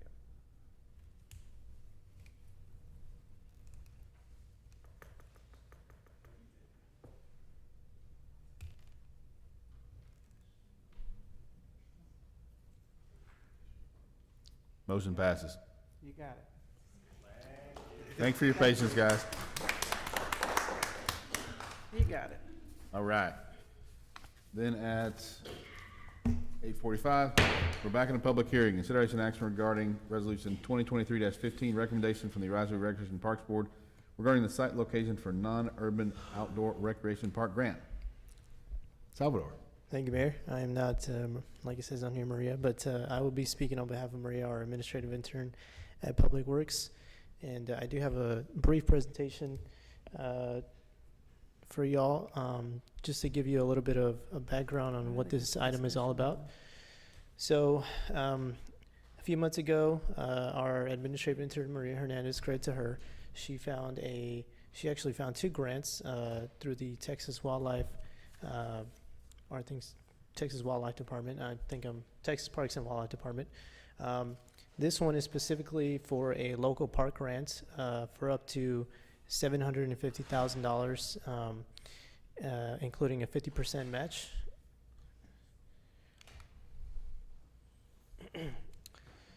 So we went through the Parks Board to get the approval and the blessing to apply for the grants. And they gave us a blessing early on in the summer. Part of that process now has been to choose a site for the actual grant. And after consulting with the Parks Board, they have recommended that Willow Creek Park be the site for this grant. And these are some more details that are involving the grant. So we have a closing application date of August 1st. That is why it's vital tonight that there's some kind of action on the actual site location. We do need a resolution along with this action to complete that application process. So once again, it is for the Willow Creek Park, and this could be funded to fund multiple different projects within the park. This will allow us to this gives us kind of a blanket approach to the whole grant for that park. So these are the things we're gonna try to do with that grant? So this will go hand in hand with the parks master plan. Essentially, this gives us a little bit more of a toolkit to kind of meet the needs or meet the vision of the parks master plan. It gives, if we get the full match or we get the full grant, it's $750,000, 50% we match, so we would include $750,000 of our own. So that's $1.5 million that we can use for a variety of projects in the parks master plan. Do we have any idea how much we could get? I mean, we're gonna get the whole 750, or do we know what other cities have gotten, or we know how this has worked? I don't know of other cities, but I know this is a common grant. It's up to 750. It really just depends on the application. They have about a 6-month turnaround period of the application being closed to actually finishing the review and then reaching out for additional details. So there's a lot of things that affect the application, but I know we're doing well in the application process. If we get the resolution tonight, that's more points to us. Us having the blessing of the Parks Board, that's good, as well as there was one other thing that we did really well on. We submitted our Parks Master Plan, which has given us more points. Right. So Okay. I think we have a good shot of getting the full amount for Oh, sure. Okay, that's awesome. Can we get an amphitheater? Just asking. If it's in the master plan, right? I mean, When Keep you- going. What else? Yep. I was gonna ask, when you're talking about shades, are you talking about kites or talking about trees, or both? So for tonight, this is just the money in itself, the site location. The actual independent projects that are going to be happening, that comes at a later time. This is simply just, so I couldn't tell you specifically what's going to be funded, but this is just for the actual location, choosing location for Willow Creek Park. The Parks Board looked at different parks, and they thought this was the best fit for the grant.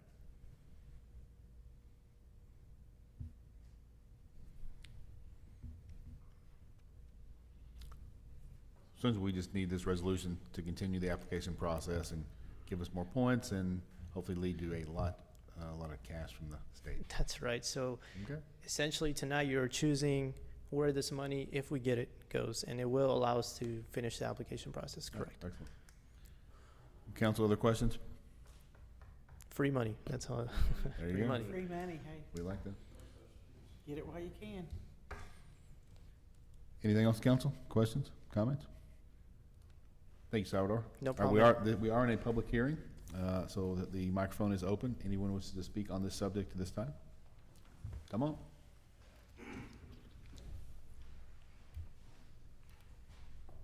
There's no such thing as free money. It's a loan or it's a grant from U.S. taxpayers throughout this nation. So it's no free money. Thank you, Mr. Pete. Anybody else? If not, at 8:51, I close the public hearing. I'll entertain a motion. Mayor, I make a motion that we approve resolution number 2023-15. I'll second that. All seconds? All right. Please vote.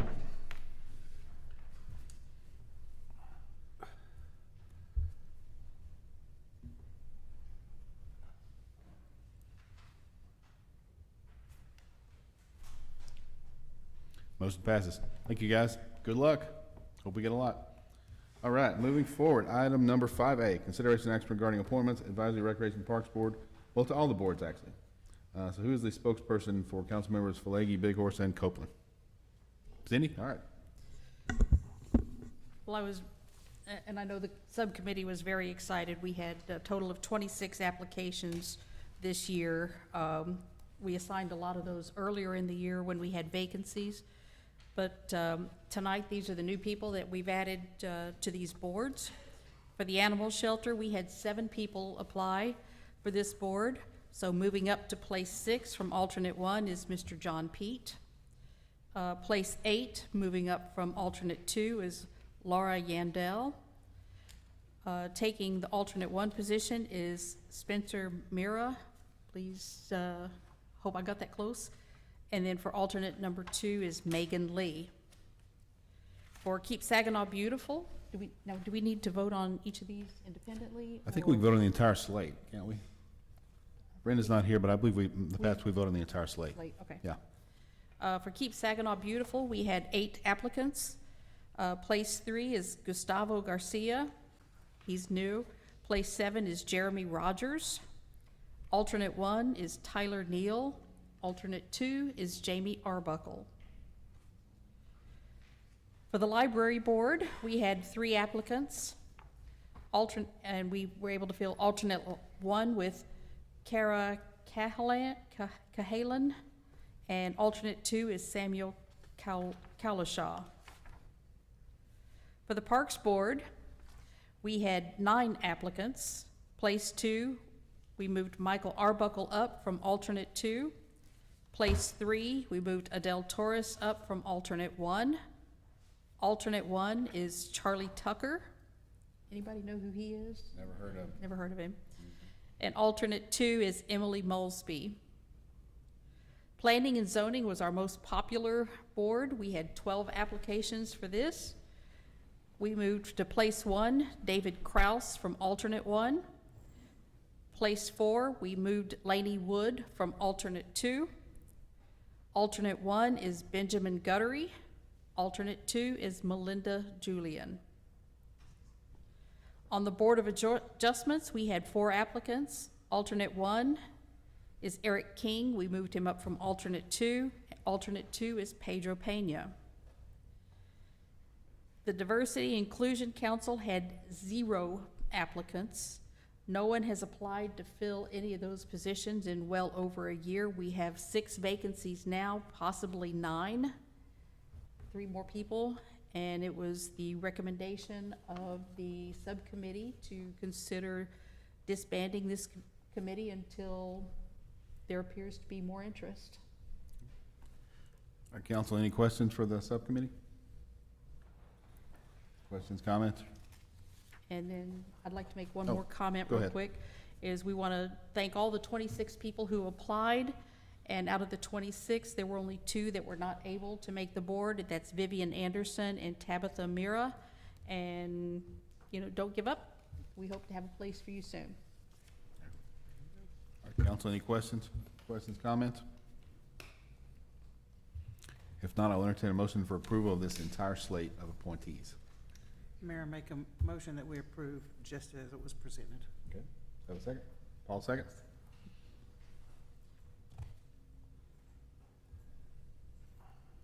I know, mine did that too. There it is. Does that also include the disbanding of the Diversity Council? Everything as Everything presented, as as presented, yeah. Okay. Motion passes. Thank you, guys. Councilmember Big Horse, Oakland, and Fleggy, thank you for your service on this. All right, next item, item 5B, budget workshop. Kim Quinn, Finance Director. Thank you, Mayor and City Council. We're going to continue on with a few more funds to review tonight. Thank you. And we'll start with the Enterprise Fund.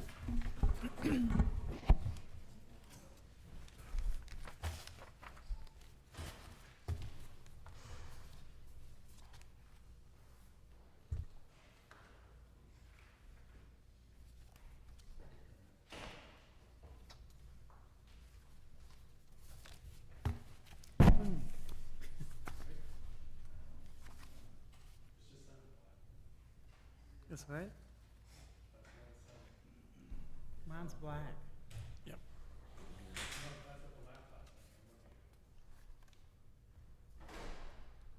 Keith broke it.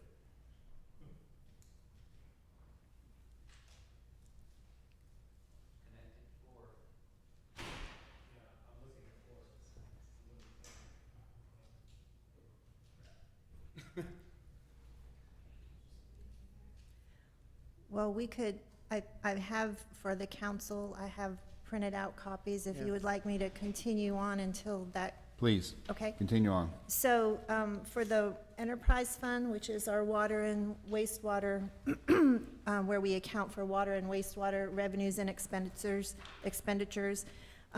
we've got a proposed rate decrease for water, and a rate increase for wastewater. And typically, we follow what the city of Fort Worth does. We have no choice but to purchase our water from them, and they also treat our wastewater. And we typically mirror any increases or decreases. So it doesn't seem like it, but we really do decrease rates as they decrease rates to us. So their proposed rate decrease for water is 4.99%, and we are proposing to reduce water rates by 5%. The wastewater rate is going to increase by 14.82%, and our rates will correspondingly increase by 15%. So what does that mean to our average customer? Our average customer uses about 8,000 gallons a month, and that would mean a monthly increase of $3, thank you, Keith, and 11 cents. I'm going to go through a few other slides, and then I'll show how our rates compare to the surrounding cities. So the increase of $3.11 for a customer using about 8,000 gallons would be the monthly impact. The special requests and one-time items that are included in the proposed enterprise fund budget are 2 service trucks, a file cabinet, one of those big flat file cabinets for the plans, a water master plan update. I believe Trenton talked about that when he reviewed the CIP plan. He also included the need to have the identification of lead and copper pipe fittings in our water system. That's required by the EPA, so that's proposed to be funded next year as well. And then we also are continuing the SHIP funding, and we're actually increasing that to $25,000 out of the enterprise fund, from 12,005 to 25,000, just because we have a handful of applications that may pay out next year. We're also increasing that. We'll talk about the general fund next council meeting. We're also proposing to increase that funding on the general fund as well. We also talked about the two projects that are here in the enterprise fund during the CIP update, and that is the construction of the Fairmount sewer line that's going under the mill, and then the construction of the West McElroy 12-inch water line, and part of that funding will come from impact fees. I've got on the next slide, this is the rate comparison. Now, I don't have the proposed rates, so this is comparing our current rates, but we are the third lowest in water and second lowest in sewer. We also can compare ourselves to the overall state, the TML survey that surveys states, and the average for water is $38.55, and the average for sewer is $37.91. So we are well under the average any way you want to compare it. And then the next slide are for those people that want to see the numbers behind the graphs. I'm not going to go through this, but as I mentioned last time, I'm happy to discuss the numbers with anybody that is so interested. The difference between the last presentation and this presentation is now we have June actuals, so the year-to-date column there is through June. So for reference, that would be 75% of the fiscal year. Are there any questions on the enterprise fund? I'll move on then to the enterprise escrow fund. This is just a small fund where we account for the impact for water and wastewater impact fees. We haven't collected water and wastewater impact fees. I think we stopped collecting water impact fees in 2020 and wastewater maybe in 2017. But we still have a balance there for these projects. We also have a balance there for equipment replacement for the enterprise fund. We account for in the enterprise escrow fund, as well as an insurance escrow. So the expenses here again are just the impact fee portion of that 12-inch water line. I also have the numbers here. So at the end of the fiscal year 23-24 next year, we would propose to have a balance of the $573,000, which the majority of that are impact fees for future projects that have been identified as being eligible for impact fee funding. Any questions regarding the enterprise escrow fund? And we'll talk about donations fund. Councilmember Big Horse, I went through and looked while we were talking. So for ongoing donations for this senior center, we have less than 10. I can't give you an exact number. I do know that we collected during that push, and we were requesting when, I think it was during the time where there was some discussion about the fees for senior, and we were requesting donations and letting people know that that's available. I think we collected about $2,000. Overall in the donation fund, we have a balance of about $10,000 for the senior center. But this is the fund where we account for all donations, so those donations that are on the monthly water bill for beautification, parks, library, animal services. We also and a few for senior center, but we also have one-time collections for the senior center.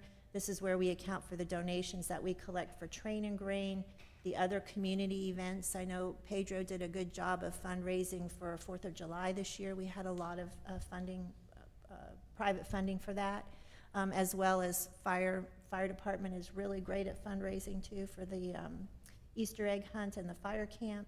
And then we also have some police donations as well. So the ongoing expenditures that are proposed in this fund are in animal services. They normally use the donations for the animal care and miscellaneous shelter supplies. In the library, their library donations pay for the summer apprentices that help out during the peak times for all those summer programs that they do such a great job of over at the library. We also pay for some software licenses. They purchase books. It goes to pay for some of the special program supplies as well as the presenter fees. For parks donations next year, the ongoing expense of the weather warning system, I think that was installed this year. There's an ongoing cost of $3,500, so that's budgeted next year. In beautification, the donations are used for mowing along the boulevard, seasonal landscaping, holiday decorations, and then there's continuation of $25,000 for public art again next year. That's being proposed. Fire donations will be used for fire camp and the Easter egg hunt. And then we will also have donations and the corresponding expenditures for train and grain and community events. And these are just the numbers behind the graph. Any questions on the donations fund? Okay, then I'll move on to the general escrow fund. This fund accounts for just other miscellaneous revenues that are to be used for a specific purpose. So this is how we segregate them from, say, the general fund so that we can make sure that the revenues that are collected for a specific purpose are expended for that specific purpose. The highlights on the slide are for train and grain. So we typically have a budget of $10,000 for entertainment, which is allowable under the rules and regulations for hotel motel tax. So that's being proposed to continue next year. We collect a portion of every citation we issue has to go to pay for court security. So we use that to pay the bailiff for overtime for court days. We also have money for court technology, so we replace our ticket writers with that. We collect insurance deductibles and claims, and we also pay the repairs for any sort of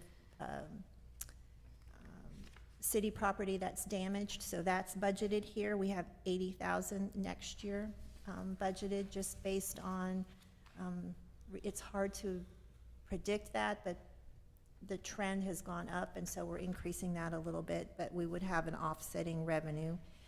We also budget here the farmers market management contract, and then also city event advertising. Are there any questions on the general escrow fund? Okay. These next few slides are at the request of Councilmember Bighorse. There's been some discussion on building maintenance, and so this first slide here shows the actual expenditures for the last 5 years and the first 9 months of the current fiscal year on what exactly has been spent out of the building maintenance line item within public services. So you see overall the trend has gone up, but it really does fluctuate from year to year depending on how many air conditioners need to be replaced or whatever other large items happen to occur. So in addition to this line item for ongoing annual building maintenance, we also have budgeted the last 5 years for specific projects. And so these are the last 5 years in addition to that building maintenance expenditure that I just showed you, the things that we've done for the last 5 years. And then in this current year that we're in, this is the list of items that we have so far. So everything through the aquatic center repairs, so through the building, the security upgrade, All of that was as part of the approved budget, and then those last 4 items have been approved since then. So during a council meeting, something that's been brought to your attention that you've approved. So that's those last 4 items.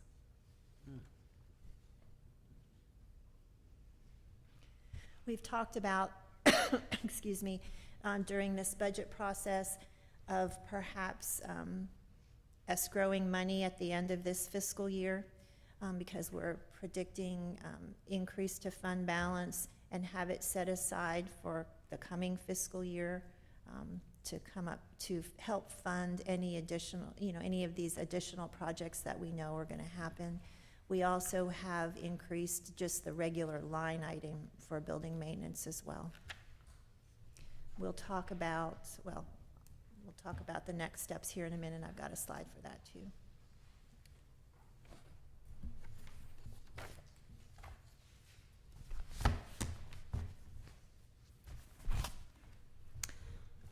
Okay, there's no discussion on facility maintenance, then we'll go on to the next step. So we're all on the same page as far as where we are in the budget process.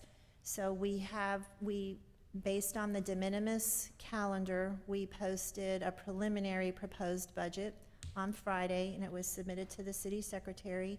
We won't get our certified values until next Tuesday. And after we get those certified values, we can do the required tax rate calculations. Those will then be presented to the city council at the next council meeting on August 1st.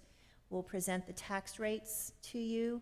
We'll also talk about all of the funds that we haven't talked about yet, and the 2 primary ones funded with ad valorem taxes would be the general fund and the debt service fund. And then we'll ask you for a record vote for the proposed rate. You're not approving a tax rate yet, but just the proposed rate that then gets published and posted to our website, just the same as we've done for many years now. And then that will get posted by that Friday. And then we also post it to the Tarrant website, where when you get your little card in the mail, people can go to look to see how is their tax rate going, how is their specific property, how the tax rate would impact them. Then on the 8th, we would require a special council meeting. That would be the 2nd Tuesday in August, to have our first public hearing on the proposed budget. We have scheduled, if it's necessary, I think it's been a couple years since we've had a budget retreat on a Saturday, but we do have August 12th set aside if that is your desire. And the other thing I was going to mention was, I think Councilmember Junkersfeld asked last year, even if we didn't have a budget retreat, the council is used to receiving a document, the printed proposed budget with some line item details. So we're planning on providing that to you regardless of if we have a budget retreat or not. If that's information that y'all find useful, we can do that. And then the council meeting, the regular council meeting, which would be the 3rd Tuesday in August, would be the council meeting that we would have the public hearings on the tax rate, adopt the budget, adopt the tax rate. So that is the schedule going forward. Questions for Kim?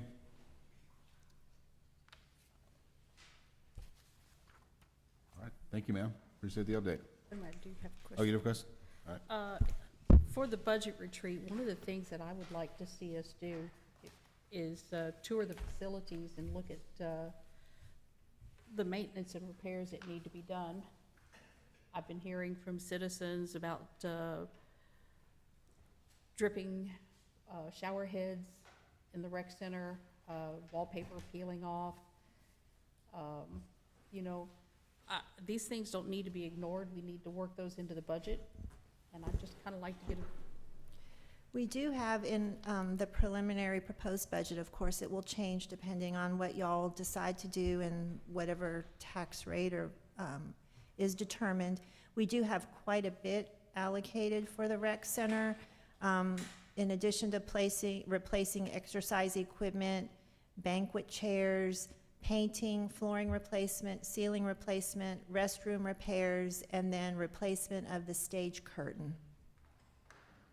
So, Mayor and Council, I might add one thing. I've talked with Randy about, in fact, sent you an email last week. Our intent is to seek a proposal for a contractor that could do building maintenance services on demand. So I'll put Councilmember Edwards on the spot. His brother-in-law used to be our lone facilities maintenance person, and if Mickey's listening, come on back. No, just kidding. The intent would be to bid out a blanket contract for a not-to-exceed amount, and then as things come up, that we can parcel that out to the contractor. It'd be similar in function the way Kimley Horn's contract works. So we have a general contract with Kimley Horn, and then as we need specific items, we just have work orders to do that. So I think that's a way, we just don't have the staff, and it is far more efficient to have one general contractor and then split it out than every piece. I mean, Randy could tell you, every little repair. And when you have facilities that have the kind of age that, say, the rec center and others, there's just a lot of little things that add up. So we're working on that. You would likely probably get a better price that way too, if they know that they're going to get a certain amount of work from us versus having to get bids for every little project. That makes a lot of sense. Any other questions, council? All right, thank you, Kim. Appreciate the update. All right, item 7. I will entertain a motion to adjourn. I make a, Mayor, make a motion, we adjourn. Valerie, Cindy? What's happening here? It won't do its thing.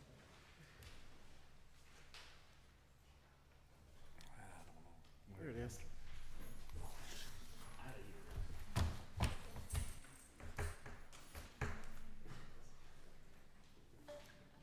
At 9:17, we're adjourned. Thank y'all.